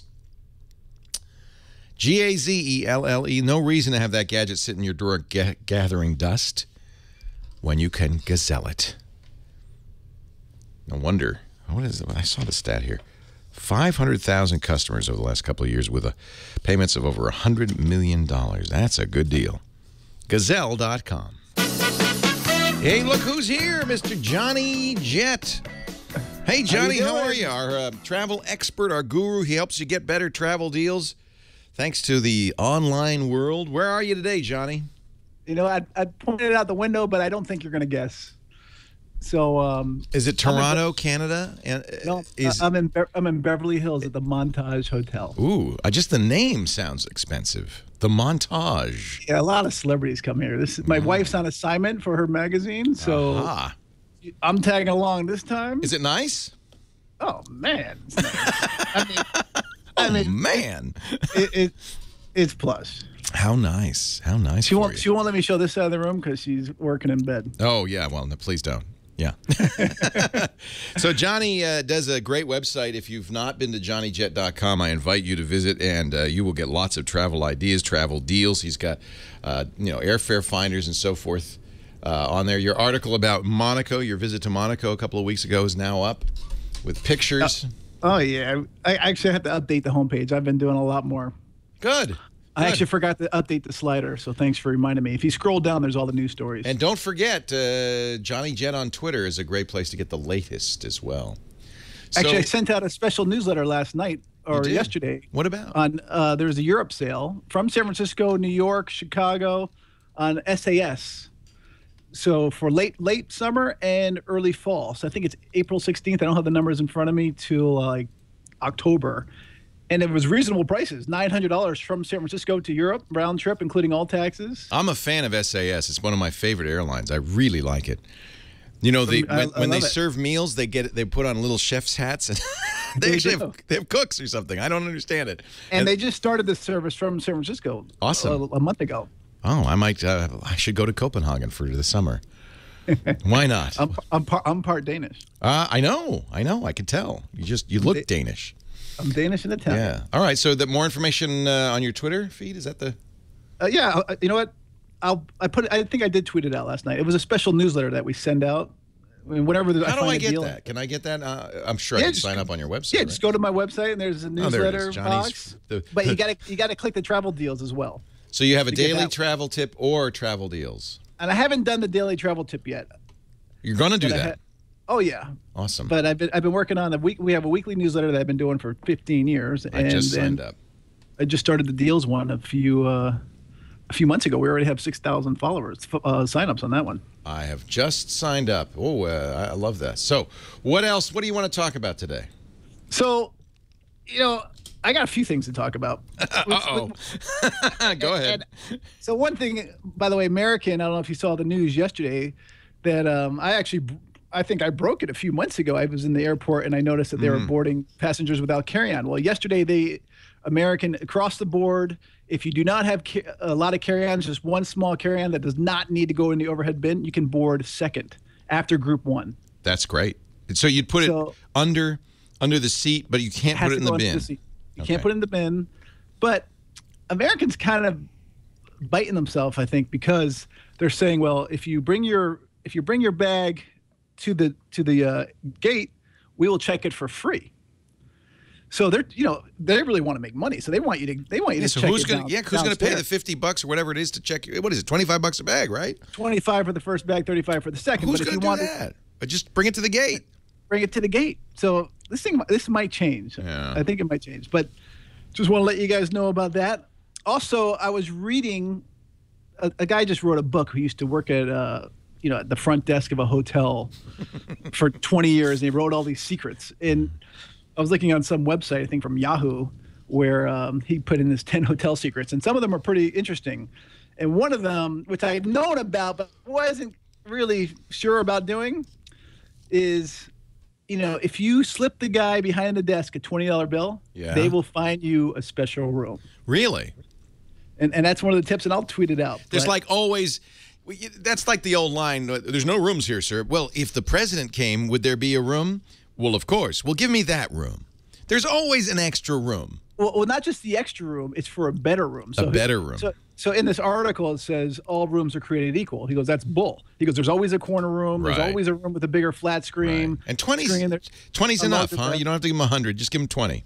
Yeah, he goes, we're authorized to upgrade people on special occasions. He goes, I consider a fresh $20 bill in my pocket a special occasion. Or just say, the wife and I are on an anniversary. And then as you're saying that, you sneakily just slide the 20 across. I mean, there's a whole bunch of ways you can upgrade. And also I hear the same about bellmen, especially in Las Vegas. Uh-huh. You know, if you're having a bellman bring you to the room, you know, you can slide him a 20. Say, by the way, can you get me a better room? The bellman will do that? They were all friends with the front desk. Sure. They know them. So you can just say, hey, can you help me out? You show them the money. I don't know why I'm telling you this because the hotels are going to kill me. Shh. So, yeah, you didn't hear it from me. But so I got a couple more things. One is there's a website and an app called UmbrellaToday.com. Have you heard of it? No. What is it? UmbrellaToday.com. So it's probably the most simplest website or app you've ever seen. The app is $1.99, but the website's free, so you don't even really need the app. But what you do is you just put in your location, and it will tell you if you need an umbrella, yes or no. And what I like about it... That's pretty simple. It's so simple. But what I like about it is you can sign up and put your email in there. So, and I live in Los Angeles, so it rarely rains here. But once in a while, I get an email saying you need an umbrella today. You can have a text message too. I'll have it send me a text message. That's cool. So I like it because I'm usually overseas. I'm like, really? It's raining in LA today? Because when it rains in LA, it's kind of a big deal. Yeah. Especially in the summertime or the springtime, late spring. So I like that. I like that website, and that I haven't used the app. But I just was researching it. Yeah, the app seems a little... It's $1.99. You don't need it. You go to the website. And I guess if you want to support them, they say this too. They say SMS is expensive. We use a free method that's very slow. You may not get the umbrella alert for as long as 12 hours. Well, a lot of good that's going to do me. It rained yesterday. Bring an umbrella. Still, that's cool. Umbrella today. And by the way, I don't need one today. Let me put in your Beverly Hills address. See if you're going to need it. You definitely don't need one in Beverly Hills. It never rains in Beverly Hills. And then I got an email from one of your readers asking me, when is the best time to purchase an airline ticket? Now, I want to know this, too, because so the airline tickets don't go on sale till exactly 6 months before the flight, right? No. No, more than... 330 days. 330, whatever that is. That's close. 330 days. Okay, 300. That's 10 months. Okay, 330 days before they go on sale. So the question is, when's the best time for the lowest price? 1 day before the flight, 330 days before the flight, or somewhere in between? Well, if you say it all depends, I'm going to hang up on you right now. It does fluctuate, but usually the best time is 4 to 6 weeks before. This is good to know. Okay. You don't want to book too early because if you book too early, there's no incentive for the airlines to put these on sale. Right. Except if you're going for a holiday like Thanksgiving, those. They're going to sell out anyway. They're going to sell out. So book early, especially if you're a school teacher or whatever, and you cannot take these dates off if you cannot go earlier. So for holidays, you want to book as early as you possibly can. But I usually don't book tickets between 4 and 6 weeks because that's 4 and 6 weeks. That's when this airline starts saying, "Hey, I'm not sure if we're going to be able to fill these planes. Let's put a little discount on there." Right. And again, we talked about it before. You need to sign up to different newsletters and Twitter followers to find out when the sales are going on. And that's one reason why I send out those travel deals newsletters because all of a sudden they'll just pop up. And usually on Tuesdays the sales pop up. So almost every Tuesday you can guarantee your Twitter feed to be filled with travel deals, especially like Southwest, Virgin America, JetBlue. They love to talk. They love to do travel deals those days. So you can find out more, JohnnyJet.com. We're working on a show for Johnny. We want to do a technology travel show with Johnny J. Thank you, Johnny. You're the best. Hey, thanks for having me. Leo Laporte, Big Tech Guy. Bye-bye. Gosh, it sounds nice. And 12:42 and Natalie's still in bed, huh? Well, yeah, she's working in bed. I've observed something. It's only one. Wait, Natalie. No. She's gonna kill me. she's a tiny little dot. It's okay. We're not going full screen on that. But would you believe I've been home for 3 weeks, almost 3 weeks. I'm going away on Tuesday. I'm going away for 7 weeks. What? And I feel under the weather now. Oh man, which is killer. So you find it exhausting to do these long 7 weeks? Well, I'm I'm just sick from being home, I think. I need to go on the road to get you want better. to get out? I'm sick of being home. And I forgot to mention, I wanted to ask you where I should rent a big zoom lens because I'm going on a once-in-a-lifetime trip. Yes. So borrowed lenses, is it? Yes, borrowed lenses is the best. They're fabulous. Something like that. Let me find the exact URL. That's what I wanted to ask you. Yeah. And maybe we can do a segment on this another time. That's a great, I think that's great information. Yeah, borrowlenses.com. A lot of people I know use Borrow Lenses. It's very affordable. They have great lenses. The quality's great. It's a good idea, yeah. Lens Pro to go, says Gmiola in the chat room as well. Okay, but one thing I have is that Natalie lives in Canada, and I wanted to be shipped there because she's going to meet me. I'm going to be in Europe. Right. She's going to meet me there, and I didn't want to rent it for that long. Yeah, that's a good idea, and I bet you they'll do it, but you should check. I looked at borrowed lenses yesterday. It looked like they're in San Francisco and Boston. And they didn't. I don't think they shipped to Canada. Maybe they so don't. So you got to find somewhere in Canada. I'm looking at the chat room right now, and hopefully they'll help me out. Probably some Canadians listening who no, because yeah, the reason I think I know so many people who use borrow lenses because they're in San Francisco. Okay. Yeah, so I'm looking forward to that one. Anybody? Chat room? Somebody in Canada? Someone says 800 millimeter. I think I'm going to go with a 400 millimeter. Oh, wow. That's big. That's a big old lens. John is traveling Johnny's business. You know it. Yeah. LensRentalsCanada.com. Okay. Thank you, Wascal. Lens Rental. Or Wascal. Was that just a Google search, or do you actually have experience with them? Well, I'll copy and paste this in my Lens Rentals browser so I can go back. Yeah, or lenslenders.ca. The humble lens. Yeah, I'd like to have the humble lens too. I don't like to check bags. I don't want to bring too big of a lens. And she's in Toronto, so you'd probably want to just do somebody in Toronto. So they said I was on the Hallmark Channel yesterday. Yes, Murray said thank you. I was. I did the Hallmark Channel yesterday. What'd you do? I was at the set of Universal, which was awesome. In the back lot, I'm playing basketball. I was on the set with a bunch of celebrities. Lisa Loeb was there. Allison Sweeney. It was a bunch of fun. Was that for a benefit or something? Or? No. I was doing a segment on honeymoons. Aw. Yeah, we got to snap him up before he becomes famous. It's almost, we're going to lose you. I know. You're not going to lose me, man. I've been with you for 10 years. That's true. That's true. But now you're on in L.A. and all the Hollywood types are going to say, hey, this Johnny Jet's good. We got to get him on. We got to get him on. We're going to steal him from Leo. It's okay. It's fine. All right, Johnny. Have a great day. Right. You too. Thanks a lot. Enjoy the montage. See ya. I will. Bye-bye. Bye-bye. It's a good life, huh? Vistech.ca. Yeah, 10 years is exactly how long it takes to be an overnight success.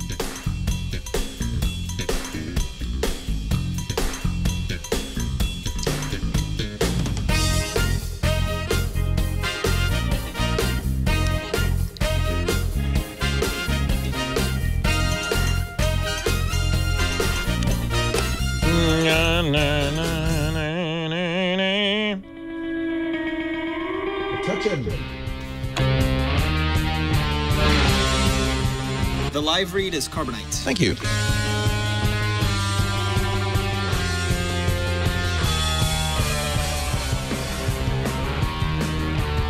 Leo Laporte, the tech guy, 8888 Ask Leo. That's the number if you have a question, a comment, a suggestion, you want to know some tech stuff. Let's go to Metuchen, New Jersey. Bob is on the line. Hi, Bob. Leo Laporte, the tech guy.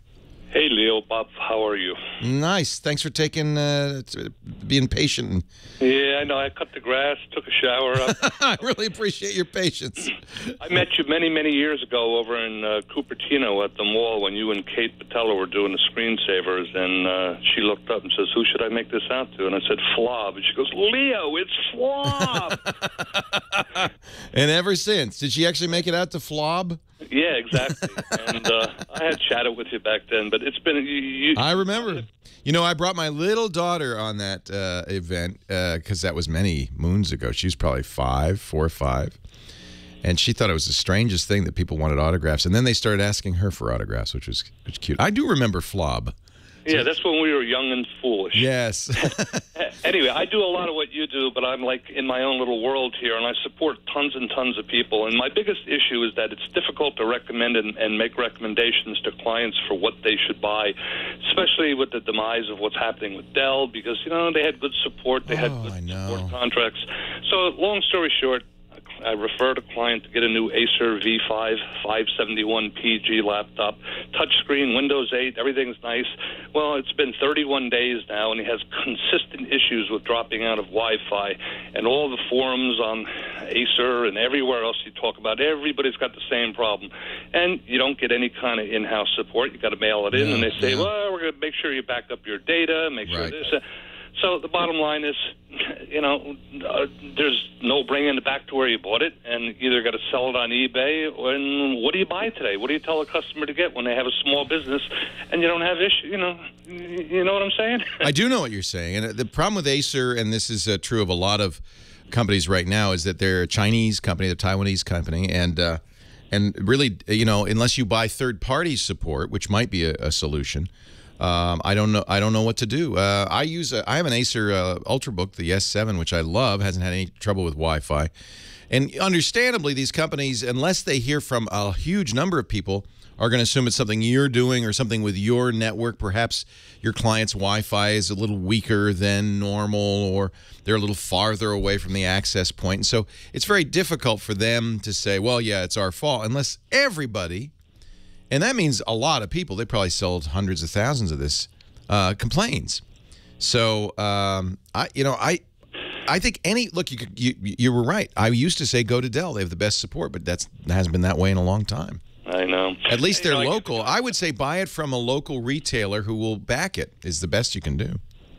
Yeah, I hear what you're saying. So I've given a few options. I mean, you know, we did all the tests. Every device in the network works. All the routers work. Yeah. It's just that one machine. So we've dedicated, you know, sounds like a hardware problem with that machine. Sometimes they design laptops, you know, there's such a tight tolerance in there. It's so squished together that they don't take fully into account how it will attenuate the Wi-Fi signal.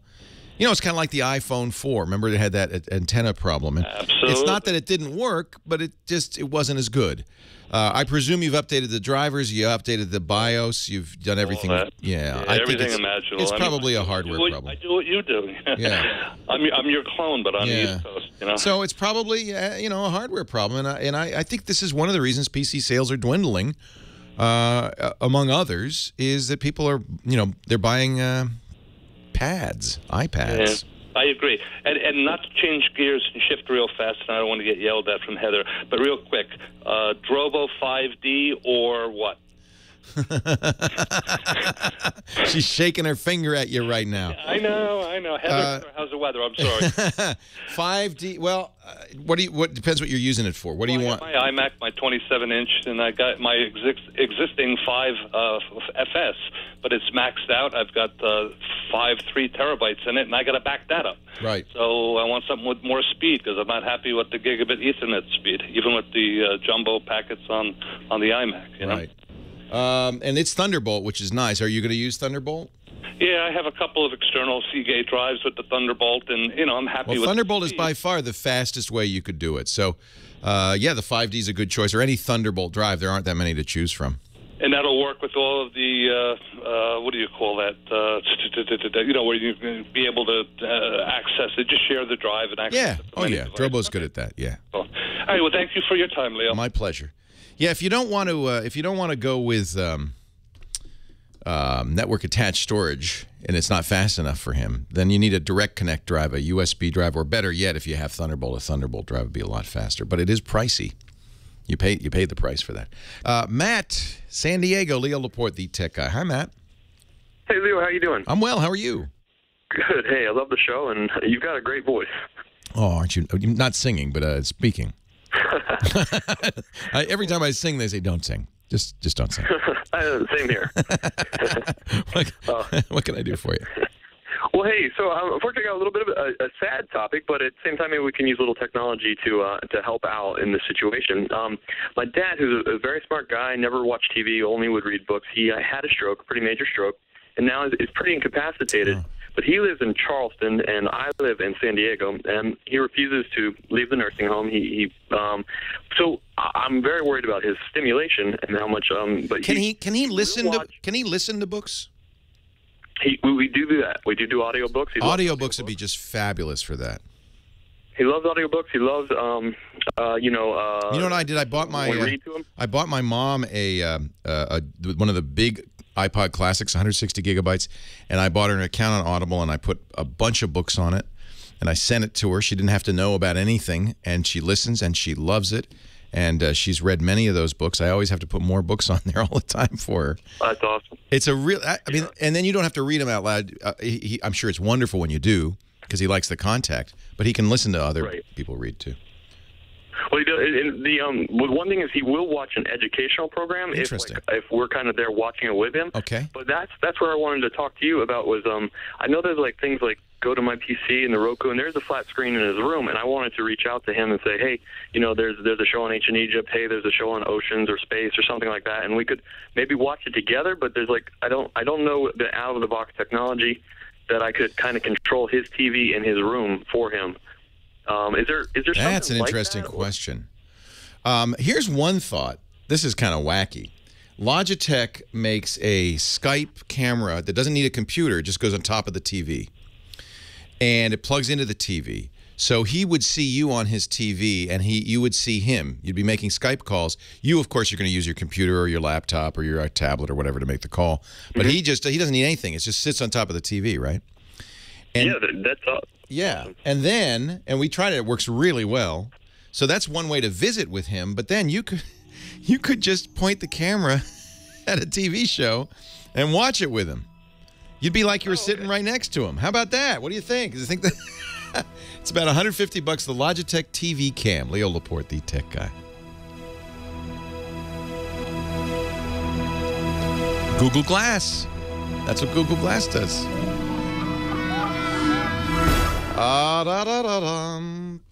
Our show today brought to you by Stamps.com. I want to save you some time. I don't want you to go to the post office anymore. Nope. You don't need to anymore. You don't have to drive over there. You don't have to find parking. Because you have stamps, hot and cold running stamps, mostly cold, coming out of your computer and your printer with Stamps.com. It's postage on demand, and I love it. Stamps.com will actually help you choose the right class. You can print postage for any class of postage. You can print right on the envelope for first class, but you can also print packages, you know, mailing labels for packages. You can print, you can print stamps. They actually have, I guess they're Avery labels. This is what we use. Whenever I need stamps, I come into the office. I say, Frederique, can you print me out a sheet of stamps? I don't go to the post office. And she prints me stamps. You can have your logo on it.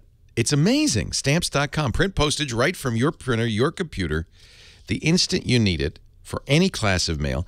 In fact, they'll send you a USB scale that'll automatically calculate exactly the right postage. No more, postage due. That's kind of embarrassing if you're a business. Now, look, this isn't for your Christmas card list. This is for somebody who mails something every day. Just, whether you're shipping, maybe you're an Etsy artist or a eBay seller. It's perfect for that. It actually understands those websites, and it'll pull the recipient's address from the website. If it's international mail, fill out all the forms. Take care of your mailing and shipping whenever you need to, 24/7, without going to the post office, right from your desk. And the mail carrier comes to you, right? In fact, you can schedule a free pickup anytime with the post office. They've got discounts you can't get at the post office. Long-term leases, no meter. You don't need a postage meter. In fact, postage meter ink, I didn't know this, as expensive as inkjet printer ink is, postage meter ink is 100 times more expensive. It's such, I don't want to say scam, but, it's it's old-fashioned. It's the old way. You don't need your printer, your computer. It is just a great deal. Stamps.com. You could try it free right now. Visit Stamps.com. Before you do anything else, click the microphone on the homepage there and type in our offer code, TECHGUY, 2 words. Stamps.com, offer code TECHGUY. That $80 value on the front page there turns into a $110 bonus offer. It includes a month of Stamps.com, that scale, that USB scale, supplies kit, so you can just see what it's like to print the stamps, things like that. Stamps.com. Use our offer code TECHGUY. You'll love it. You'll love it.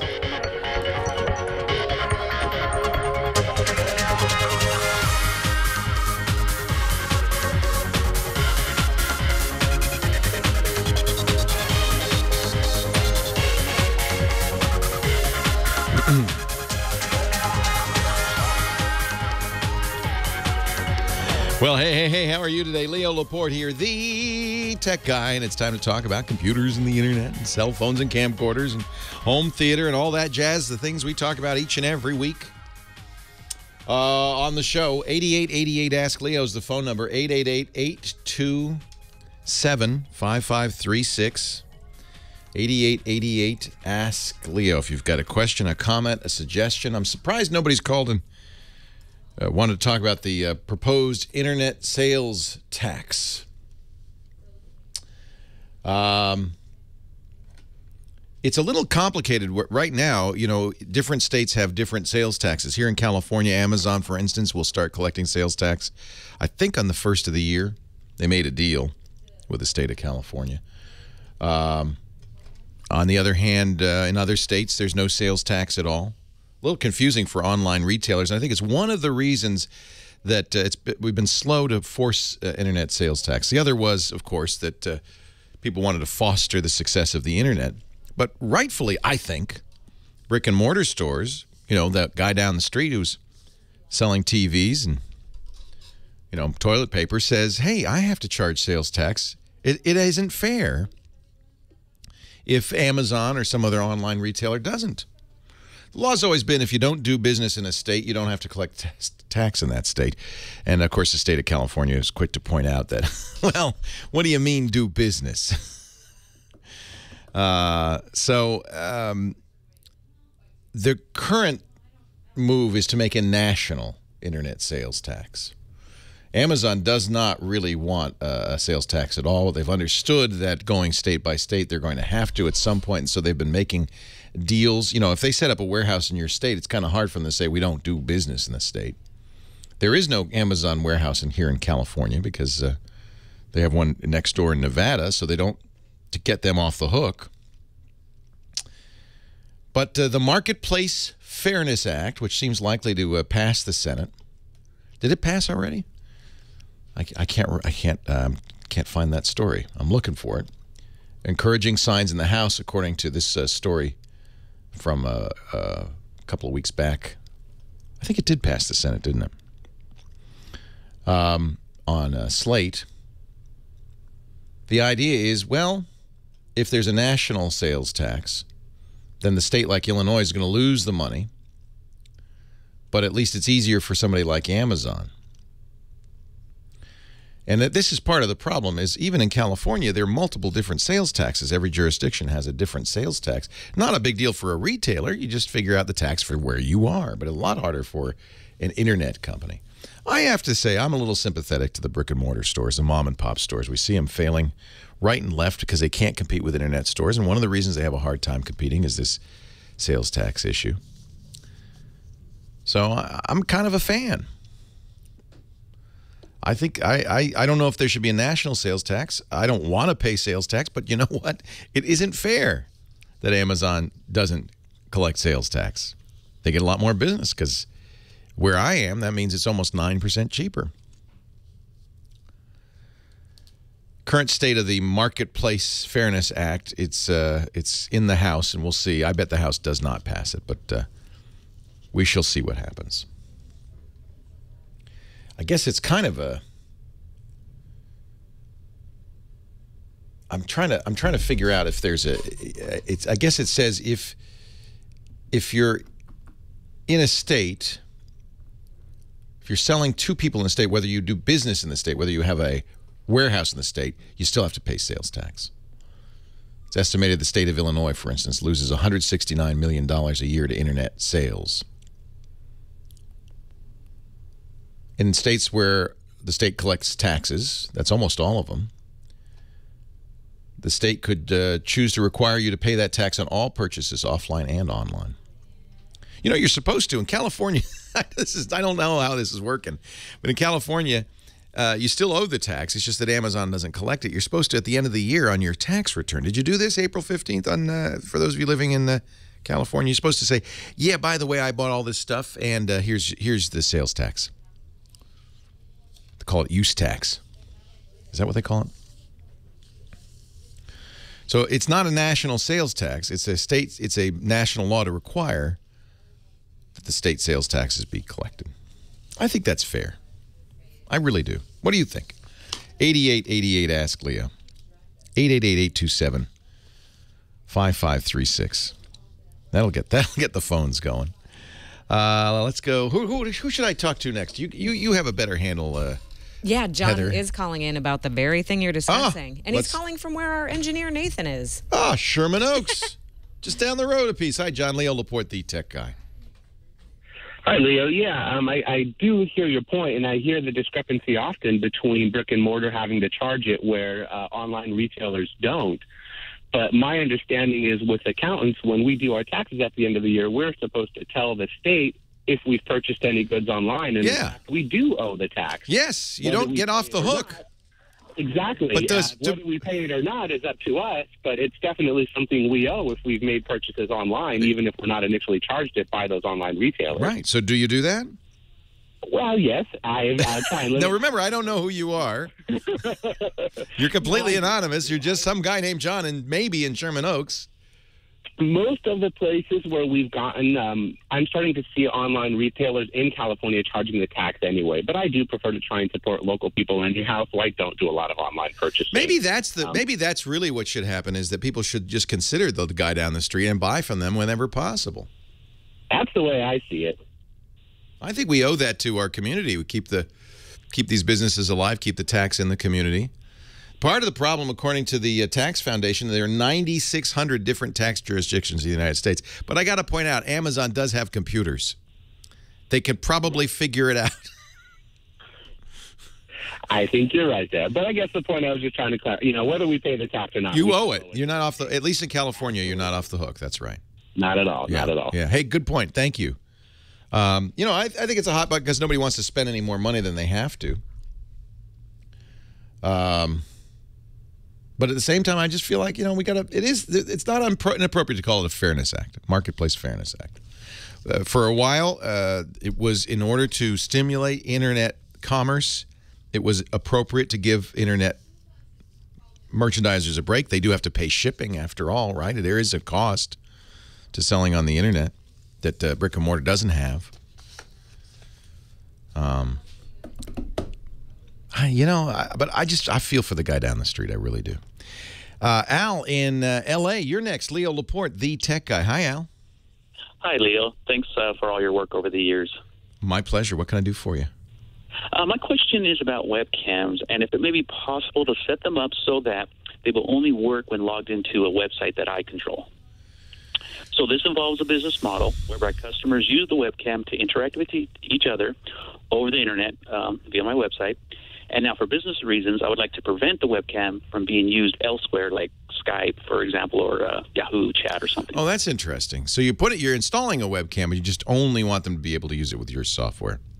Correct. So I'm thinking that once they log into my website, it will, confirm that, okay, this website or this webcam is good to go. But if they try to use it, like I say, on Skype or something, it just will say, can't do this. Well, one way to do that would be to have this is going to take some programming, but have some software running on the client's machine that occupies the camera. You've probably seen this. Skype won't take control of a camera if somebody else is using it. It'll say, I'm sorry, somebody's using this camera. So if your software just continues to use the camera at all times, now your client may not like the idea that you could just turn it on. I don't know. I think this is unfortunately beyond my scope because I think it's a software issue. I don't know of any programs that will do this automatically, but I think it wouldn't be so hard to make a program do that. Just say, don't give up the camera to anybody. You own this camera. I don't know. Let me think about it. Leo Laporte, the tech guy. We got some chat room conversation going on about that Marketplace Fairness Act, boy.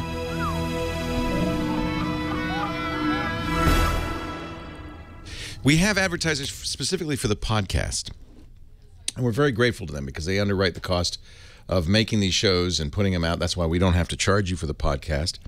And one of them is a really great company called 99 Designs. They call themselves the world's largest online graphic design marketplace. We just had an experience with them. We just had a great experience. We created a custom T-shirt. What we did is we went on 99 Designs. We asked people to submit designs. We got a lot of great ones. Not a surprise, they have more than 210,000 graphic designers available worldwide to work on your project. We got those designs. We looked at them. We actually asked our audience to vote. We picked one, and now we're making a T-shirt out of it. And all of this cost us $199. 99 Design is very affordable. Logo design starts at $299. Web design starts at $599. If you're doing landing pages or Facebook cover design, banner ads, infographics, they start at $199. These designers are good, too, by the way. Really, really good. If you're doing flyers or menus or labels or greeting cards, that starts at $199. T-shirts, $199. They even do mobile app design. That's our next project. It starts at $599. And 99 Designs doesn't just put you two together. They have world-class customer support 24/7 over the phone, email, and chat. You can get a complimentary design consultation with their San Francisco-based design team. And, of course, there's a $100% money-back guarantee. I want you to try it. If you use 99designs.com/techguy, you'll get a $99 power pack of services for free. That is nice. Let me just 99designs.com/techguy. The Power Pack gives you more designer time and attention. They'll bold, highlight, and feature your design project in 99 Designs Marketplace. You get twice as many designs. This is good.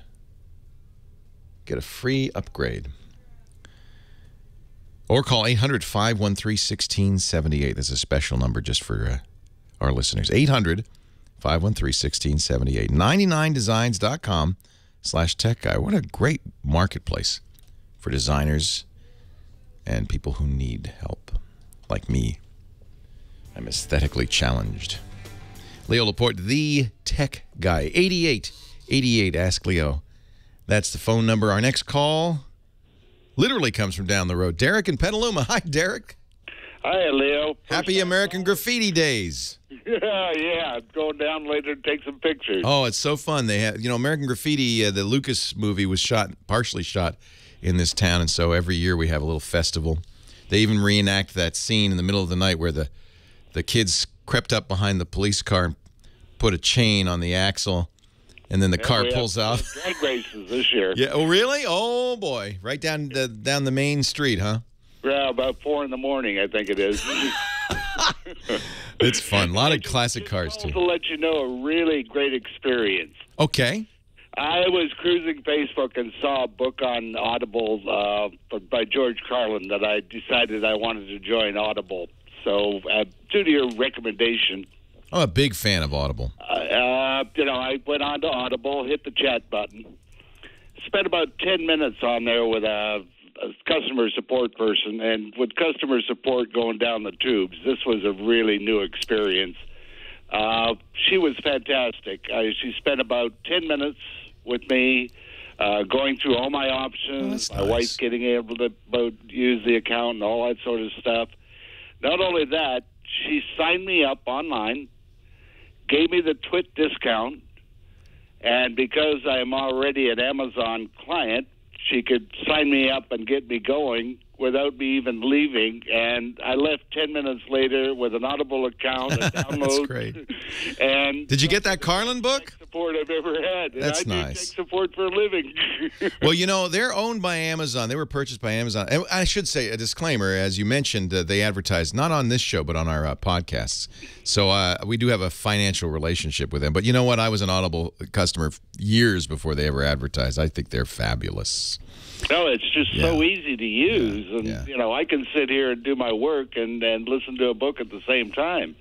Your work must not be too demanding. I've never been able to sign up.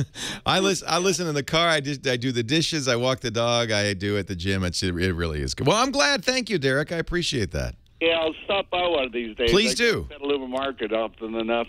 We're right across the street, and our studio's always open. You come by, you can say hi to Heather and me. And okay, well, I can't recommend Audible highly enough. Thank you. All they have to do is go to their website, click on chat, and they'll take you right to wherever you want to go. Yeah. I think when Amazon picked them up, that was a really good move on Amazon's part, frankly, and I think it's been good for Audible customers, too. Steve, Los Angeles, you're next. Leo Laporte, the tech guy. Hi, Steve. Thank you, Leo. Here's my problem. I have a PC laptop, and I disabled my antivirus temporarily, and it became infected. And now that's just rotten. That just stinks. At any rate, it didn't work properly. I tried the restore function that Windows provides, and that did not solve the problem. Ultimately, I used the manufacturer's recovery disk. Usually that's what you have to do. And it did, Leo. I mean, obviously solved the problem. But yeah, wiped your drive out, too. Yeah. Right, but so it did not restore the programs that I had downloaded on it. Or your data. No, what a recovery disk does is it puts it back to the way it was when you got it. All right. Now, here's my question.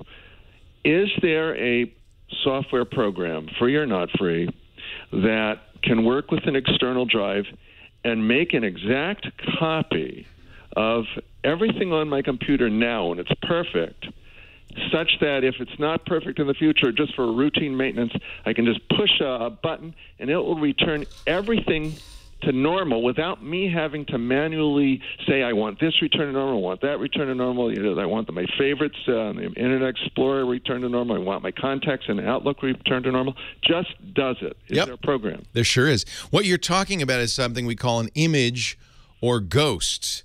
So what you'd love to do is exactly, just as your recovery, really that's what those recovery disks were. They were a ghost image of the way the drive was when they shipped it from the factory, which is not, by the way, a pure Windows install. There's other stuff on there.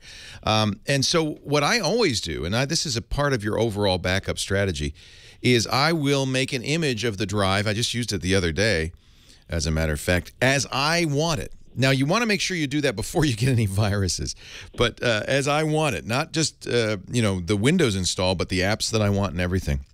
Yeah, okay. That's called a ghost, and there are a lot of free programs that'll do this. easeus.com is the one I generally recommend. They sell commercial backup software, but they also have a free image maker. There's also some paid programs, Drive, Snapshot.de. Clonezilla is a free open source program. It's kind of hard to use, but some people recommend that. XXClone is free, according to somebody in the chat room. I haven't tried that one. But these are all the same thing. They're exactly what you talk about, cloning the drive in a known state on a second drive or a partition on the first drive, and then you can bring it back from the dead, and it's a really great way to go. Everything goes back to normal. My favorites. Yep. I don't have to manually move programs around. And one of the nice things about this is if you keep it on a separate drive, in fact, I would keep it on a drive that's not online, there's guaranteed no way that could be infected. So now remember, you're going to have changed stuff since you did this. So this is kind of a setup that is only a part of your overall backup plan. I would continue to back up data, but anytime you got an infection or something went wrong, you use this to get back to the way it was. And this is absolutely should be part of your overall backup strategy. Acronis makes a program called True Image that is commercial. It's very good. It's often called a ghost image because the very first software that was popular to do this was from Norton Utilities. It was called Norton Ghost. And a lot of companies, I think, still use it. It's used also to deploy computers. So think about a business where you have thousands of computers. You want them all to be the same software, line of business software and everything. Well, the IT department makes an image, which you can then much more quickly than trying to install Windows and then installing the apps, blast that image onto the computer. Every computer company that sells computers does this. That's what that system recovery disk is. I always make one, and I highly recommend making one when you get a new machine.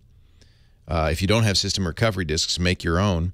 And then if you should, it's probably good to have one that's like the basic install, like the way it came from the factory, but then put the software that you know you're going to want, that you're going to use day in, day out, whether it's Microsoft Office, an antivirus, whatever it is that you don't use all the time, and then make a second image. These aren't very big, so you can keep a couple. That second image is the one that you're going to restore from. Highly recommend it. We used to do it on the TV show. I used to do a live television show on Tech TV called The Screensavers, and computers go down. If you're on live TV, that could be a disaster. But every computer, when we spec'd it out, when we built the computer for the TV shows, everyone would have 2 drives inside it. The first drive would be the one we'd work on. The second drive would have an image, one of these ghost images on it. And literally, if a computer went down, we could take a commercial break, and before we were back, we could have that computer back to the way it was. That's the power of this. Leo Laporte, the Tech Guy.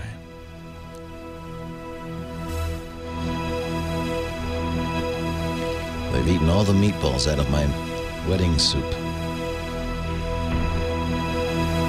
So I used my image the other day because I tried to put Linux on the Acer.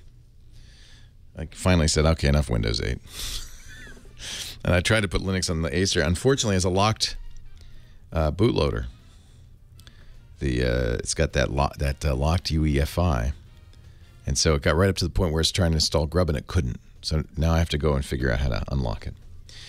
Midnight Rider says it's unfair to have to pay tax and shipping and handling. Well, wait a minute. You're the one that bought something that needed to be shipped. Why is that unfair? I don't understand that. Yeah, secure boot. Secure boot. Supposedly, I can go into BIOS and turn off secure boot.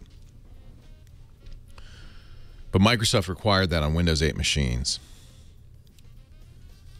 Yeah, is that it? Legacy? Yeah. Then I had I reinstalled Windows 8, and then I had second thoughts. I thought, I should really stick around until Blue. Yeah, I'm sure it's in the UEFI settings. I know, Cosmic Rider. I'm pretty sure about that. Hello, Sackman.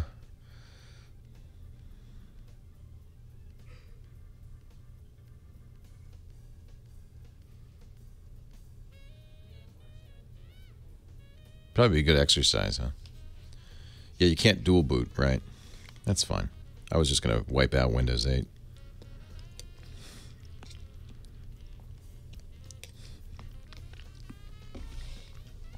Indy Rudy, I use a variety of lenses. Today, I'll be shooting because it's prom day, and well, a couple of things. First of all, it's going to be a car show, so I thought I might maybe get some pictures of the fancy cars, and then Henry's senior prom is tonight.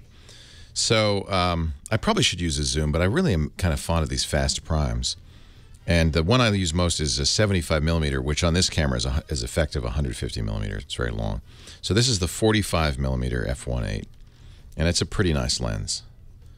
It's fast, and 45 means effectively 90, so it's a good portrait lens. I like shooting wide angle when I shoot those cars, but I don't want to carry the wide angle too. So this is a nice lens. I recommend this one. This is for Micro Four Thirds. So that's what I'll be taking the pictures of. Wow, I really stirred something up with that tax conversation, huh?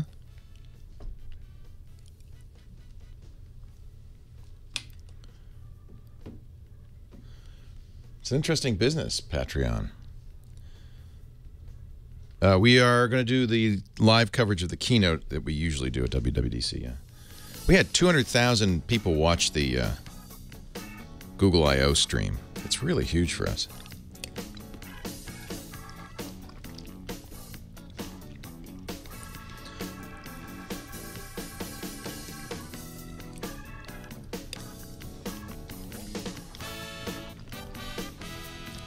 Yeah, I saw that, PG Teacher.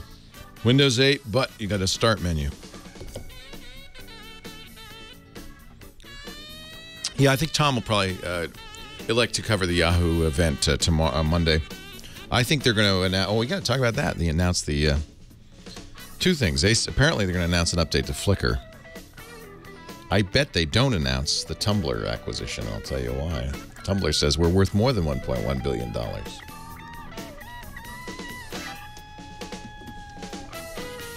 No, I don't think Apple will release touchscreen MacBooks. I wish they would. Users, yeah, I don't use Twitter much anymore because people just use it to slam me, and I can't bring myself to look at it anymore. Big announcement, apparently, for Yahoo. This is the announcement season. We've got Google's announcements this week at their developers conference, Apple's developers conference in a couple of weeks. Almost certainly Apple will announce new MacBook Airs. If not other MacBooks, because there's a new Intel chipset which comes out the 1st of June, and Apple usually jumps right on that bandwagon. But Yahoo has an announcement on Monday. They didn't say what it was. The early betting is that it's a Flickr announcement, that Yahoo is going to make some big updates to Flickr, their photo sharing site, which we love. a lot of pros use. Flickr was ignored for many years by Yahoo and lost not only its original founders who left the company, but I think a lot of users kind of gave up. But with the new management at Yahoo, Marissa Mayer, formerly of Google, the smart money is on that she's going to update Flickr. Apparently, she's also in the market for Tumblr. Do you know about Tumblr? All the kids do. TUMBLR.com. It's a, I guess it's a blogging site, but it tends towards photos, photo heavy. It's a place where you can easily, instead of writing long blog pieces, post pictures, quotes, short notes, that kind of thing. It's free and very popular. Reportedly, Yahoo's bid $1.1 billion for this site, started by a guy named David Karp, who was a high school dropout. He's still only in his early 20s, I think. Young guy who will be quite wealthy. Oddly, according to one tech journalist, Tumblr says that's not enough. 1.1 billion, no. And Microsoft and Facebook are also in the running, and maybe he can get a bidding war going. Maybe it's worth more than 1.1 billion with a B. Wow. Wow. There is kind of an issue. There's a lot of adult content on Tumblr. I just got a double take from Heather. Yes. I don't, you know, if you just, there's quite a bit of it. It's almost hard not to run into it. Now, interestingly, there's also a lot of relatively adult content, a lot of nudes anyway, on Flickr. It's protected. You know, you have to say, yes, I'm over 18 and I want to see that. But if you're doing a site for photography, that's going to happen. Photographers like taking pictures of naked people, apparently. So the thinking is that perhaps Flickr and, or rather Yahoo and Tumblr will get along. But Tumblr, we'll see. We shall see. There are those who think Tumblr is not much more than a covert porn site. 8888 Ask Leo. That's the phone number. Our next call is from Corey in San Bernardino. Hi, Corey. Leo Laporte, the tech guy. Hey, Corey. Hey, how you doing? I'm good. How are you? Hey, I'm just calling about the old Amazon comment that you made about they're not doing business in California. Yeah. Well, but actually they are, because I do construction as a trade, and we just finished a huge commercial building out in San Bernardino that Amazon did move into, and let me tell you, they did not spare any expense. They're making some money. You know, that's right. They stayed out of California for quite some time. Then you may remember last year the California state legislature said, Amazon, you are doing business here, so you are going to pay tax. Amazon pulled the plug on its Amazon affiliates program, which was the only way they felt they were doing. This was before they entered that building that you just finished. They worked out a deal. And the California, I believe, starts collecting tax or Amazon starts collecting tax for California, I think, at the beginning of the year. And as a result, they can now build these buildings and go in. And they really want to. It's part of the deal, the negotiation they made with the state of California. Nice to know they've got a nice place in San Bernardino. That's great. Yeah, actually, they're building a second one because they can't move product fast enough to UPS and FedEx.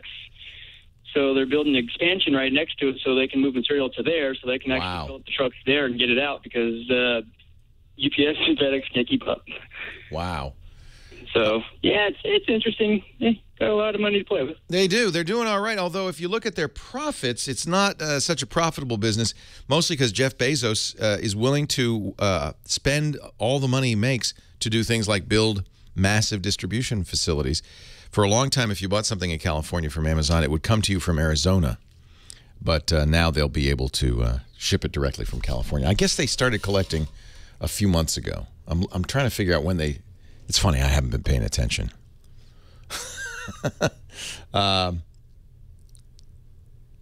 It's a battle between these guys.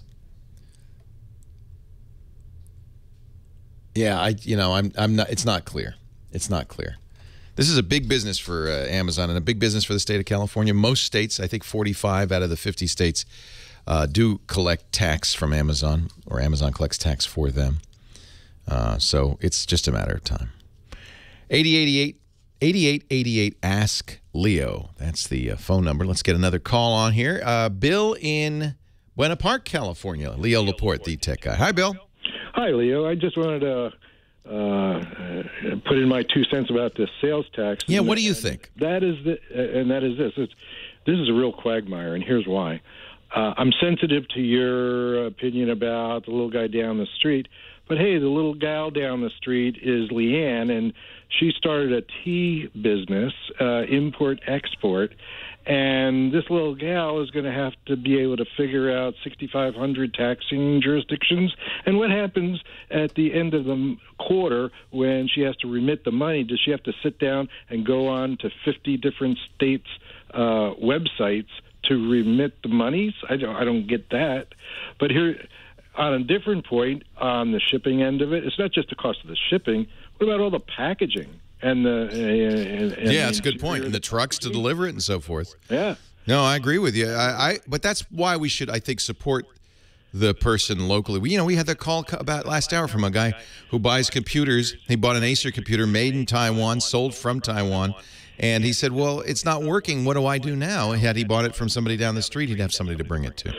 Well, I'm just saying this little Leanne, it's a tea business, and she sells her tea over the Internet. Sure. And so, boy, that is a big burden if she's going to have to... Well, she has to collect California state tax. Well, yeah, but if she has to collect and remit tax to these other states, that's a real... That's always been the argument. I kind of don't buy it because I believe that that's what computers are for. And most of these people are doing business through, for instance, one of our advertisers in L.A., Big Commerce, Squarespace, another one of our advertisers. And when you use a commerce solution, in almost every case, they will do all of that for you. You're paying for it, but that's what computers were made to do. I agree, and it's actually 9,500 different tax jurisdictions. And you're right, it's not just collecting it, it's getting it back to the state. I'm sure that's exactly why, for a while, there was a tax moratorium for online retailers to encourage Leanne and others to start up businesses. But I think it's mature enough now, and I think we have programs that can do all this. I worry about brick and mortar, and I have to say, I look at our little town of Petaluma. There's one camera store. I wonder how they're doing, given that even when I buy camera stuff, I'm going to buy it on Amazon. It's easier, it's faster. There aren't any video stores anymore. They're long gone, thanks to Netflix. There are a couple of grocery stores still because you still have to buy fresh food locally, don't you? But a lot of the kinds of stores that there's no computer store in town. None. There's a Radio Shack. That's it. Bookstores, there's one. That's it. I worry about our small towns. Leo Laporte, the tech guy. No blacksmiths either, no. And the buggy whips manufacturers are all gone.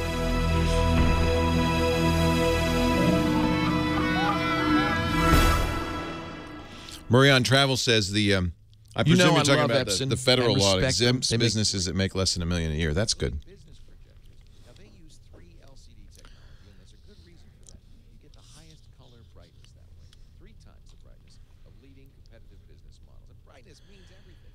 Yeah, the Samsung S4 works fine with my Ford. Everything does, actually.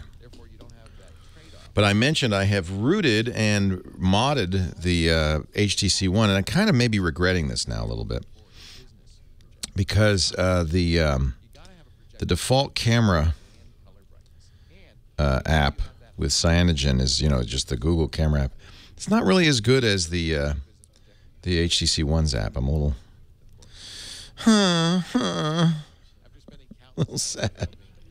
It's okay, but it doesn't do Zoe's. I don't have those great highlight films anymore. I'm thinking of going back to it's pure Google now. It's a nice Google experience. But I'm thinking of restoring the ROM to the original HTC One. I don't know. Is there an update? There's a lot of stuff doesn't work on the One. A lot of the camera application stuff just doesn't work at all.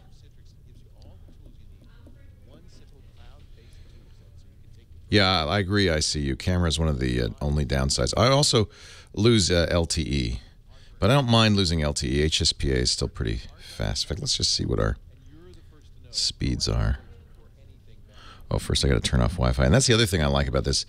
The HTC One doesn't, have anything like this, traditional drop down. And one of the nice things is it makes this button hot. This becomes a menu button. Oh, there's a menu button there, so I don't have to do that. I don't know.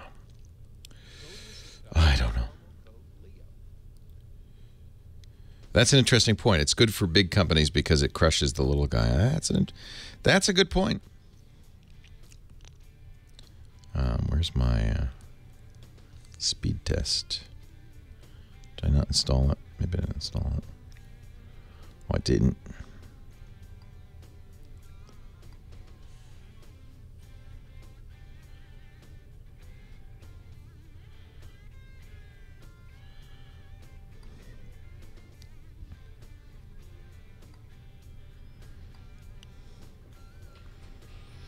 Actually, the 928 is pretty sweet.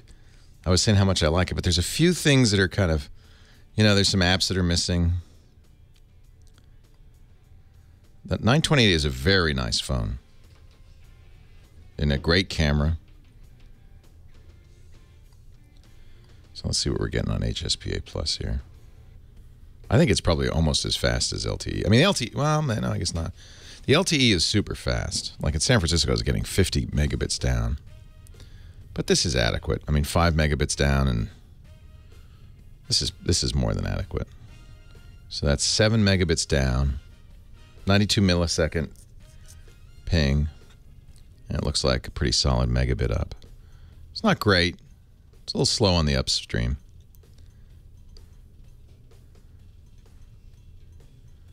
Yeah.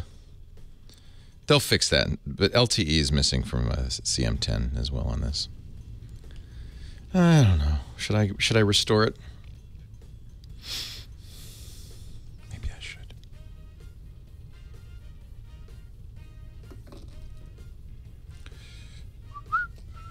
Oh, the GizWiz next.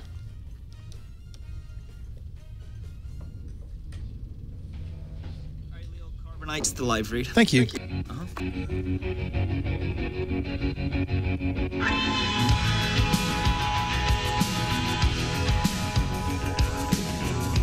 Leo Laporte, the tech guy.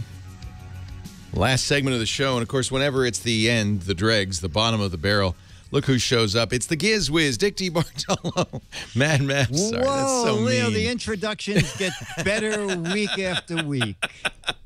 We're scraping the bottom of the barrel once again. Mad Magazine's maddest writer for 5 decades. He's also a gadget fanatic and joins us every week. Somehow he manages from his Disneyland studios in beautiful Manhattan.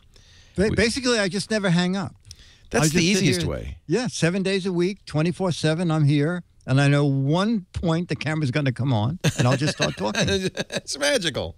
Yeah. How you doing, Nick? It's good to see you. I'm doing good. Is a beautiful day in Manhattan today? I'm just curious. Yeah, it's very gloomy. Is it? Very gloomy, yeah. I think if you went to that website you were talking about with Johnny Jet. The umbrella? Yeah, Need Umbrella. Needumbrella.com. Yes. So what do you got? Well, not only are we scraping the bottom of the barrel, but I have something to scrape the barbecue grill. Now, I know you're a grilling person. You like to grill. I know the staff is always complaining you're grilling them night and day. but grilling at home. Who stole the pencil? Somebody stole my pencil. Exactly. Who took 2 creamers? You only get one. Yeah, exactly. So at CES, we had that with the little thing you put on your back to massage you that didn't work very well. Yeah. But GrillBot, I don't actually have a GrillBot, but I was watching one at the National Hardware Show. So it's a little robot, 3 steel brushes, 3 separate motors. Wait a minute. And a robot to clean your grill? And it works. It's like a Roomba for the grill. So you either push light cleaning or heavy cleaning, put it down on the grill, and he goes round the grill. When he hits corners of the grill or the wall of the grill, he reverses direction. It's coming in a month or two, $99.99, under $100, which I think is a good price. Yeah. The guy was a real estate agent, quit his job, and put everything into developing GrillBot. So, yeah, and I think that seems like a kind of a mistake, perhaps. Well, I'm not sure. I'm not a grilling person, but I like the fact that they know, and I didn't know this, that people like to clean their grills while it's still hot. Yes. And so the little GrillBot has a temperature sensor in him. So you put him on the grill, and if it's too hot, he'll go, ah, ah, ah, ah. No, an alarm. An alarm will go off to say it's too hot for me at this minute.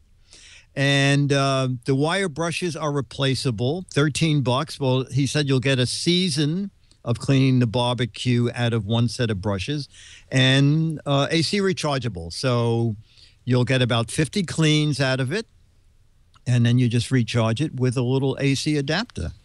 And they're at grillbots.com. I do think it's a good idea to clean your grill, but I don't know if a robot is the most. Well, you've been using that Roomba, and I think that was a real mistake. It just... You know what? You have the most dust-free grill I've ever seen. I just ball up a little tin foil and scrape away, and I'm done. Somebody said in the chat room, that's where all the flavor is. In the balled up tin? Yeah, yeah, well, that's true. No, and what you grilled last week, that's where the flavor is. Just okay, good. Yeah, remind me not to come to a barbecue at the end of the year. It's just that hot dog tastes like every steak you made all year long. It's incredible. It's incredible. How much was it? Perfect. $99.95. All right. That ball of tin foil about $0.015. Okay. They were going to sign on to sponsor the Giz. I guess not. Not anymore. No. Okay. Dick, what's going on at gizwiz.biz, your fabulous web page? We have the new What the Heck Isn't, and you'll be playing for June Mad with the stuffy vest ad in that. And yeah, I know what you were looking at. I was scrolling down the page. Yeah. Maybe I thought it was too lowbrow. Yeah, thank you for not doing that on the show. Yeah. But if you want to see what we're talking about, it's the #1 item on gizwiz.biz. So the towel holder that I thought, the Smurf day, it's not a towel holder. It was a paint can drip stopper with a magnetic brush holder on it. Yeah. And 9 people got it right. Wow. Yeah, so that's pretty good. So now you're trying to figure out what this snap bracelet thing is or whatever it is. So go to gizwiz.biz, click the What the Heck Is It contest. Now remember, there's 12 autographed Mad magazines for the right answer, 24 for the wrong answer. You be the judge where your odds are the best. I think this is a lot of fun. Clever's good. If you come up with Clever's good, and funny. Yeah. Funny. And silly. We're dumb. Yeah. Dumb is good. That's what Mad Magazine lives on. 50 years of dumbness. Dumbness. Thank you, Dickie D. Yes, sir. I appreciate I'll go back to the bottom of the barrel. Actually, stick around because Dick's going to do the Giz Fizz. Yes. He does a little bit of stuff after the radio show on our on most of these same Twit networks, twit.tv, and then every Tuesday we do the GizWiz show, which is so much fun. Let's see. I'm sure we have more calls here. Let's go to Nicole in Charlotte, North Carolina. Hi, Nicole. Leo Laporte, the tech guy. Hi, Leo. My dad and I listen to your show all the time. That's nice. I like that. Bought a Dell, I know, for school this year. And it's, brand new, a couple months old. And I've been having an issue where my control key is, registered as being engaged. Oh. And it's not. So every time you type, every letter is Control A, Control Q, Control D. Yeah, exactly. That's no good. And we've done BIOS updates, driver updates. It could just be a physical. It could be a physical thing. The key's not caught. It's not stuck. The keyboard, no. Is it? You said it was a laptop. Yes. Yeah. Have you pried the key off of it? Yeah, I've done the whole keyboard replacement. We've gone through everything. And you've tried an external keyboard. That would be the way to test it. Just take a USB keyboard. Same thing. Keyboards, same issue. It's probably sticky keys. So go into your control panel. And look at the accessibility control panel. There's a thing called sticky keys because think about it. There are people who cannot type 2 keys at once. Yeah. So if you hold the shift key down for long enough, or you tap it 5 times, it turns on sticky keys. And one of the sticky keys features is that the control key is pressed down. So look at the sticky keys and see if in the accessibility control panel, see if that's turned on. And that very often is the source of that particular problem, especially since you've tried an external keyboard. If the same thing happens to an external keyboard, you're right on. It's not the hardware. It's something going on with the software. You could tap the shift key 5 times. Be another way to get that. Yeah? I know they've screwed around with all sorts of try that. See. functions in the... Yeah, give that a shot. Is this your school computer? It is. Thankfully, I also have an iPad and a very old laptop that I can... And how old is it? I've got it in August. Oh, yeah. Well, at least it's still under warranty. Oh, yeah. Yeah. But I bet you it's just sticky keys. It happens to me all the time because I kind of lean on the shift key for a while, and then all of a sudden it says, "Oh, you've turned on sticky keys." No! No, I don't want sticky keys. Well, give that a try, and if that doesn't work, I don't know what to say. What grade are you in? I just finished my freshman year of college. Congratulations. That's awesome. Thank you. Thank you for calling. I appreciate it. And have a great day. Leo Laporte, the Tech Guy. Well, that's it for the Tech Guy Show for today. I'm Leo Laporte. Thank you so much for joining us. Don't forget, the Tech Guy is just the tip of the iceberg. We do nearly 30 shows now on the Twit Netcast Network, and you'll find them all at twit.tv. We talk about Windows on Windows Weekly, Macintosh on MacBreak Weekly, iPad on iPad Today. You get your daily dose of tech news from Tech News Today, and our weekly roundtable show, This Week in Tech. It's all at twit.tv. And I'll be back next time with another great Tech Guy podcast. Thanks for joining me. See you next time.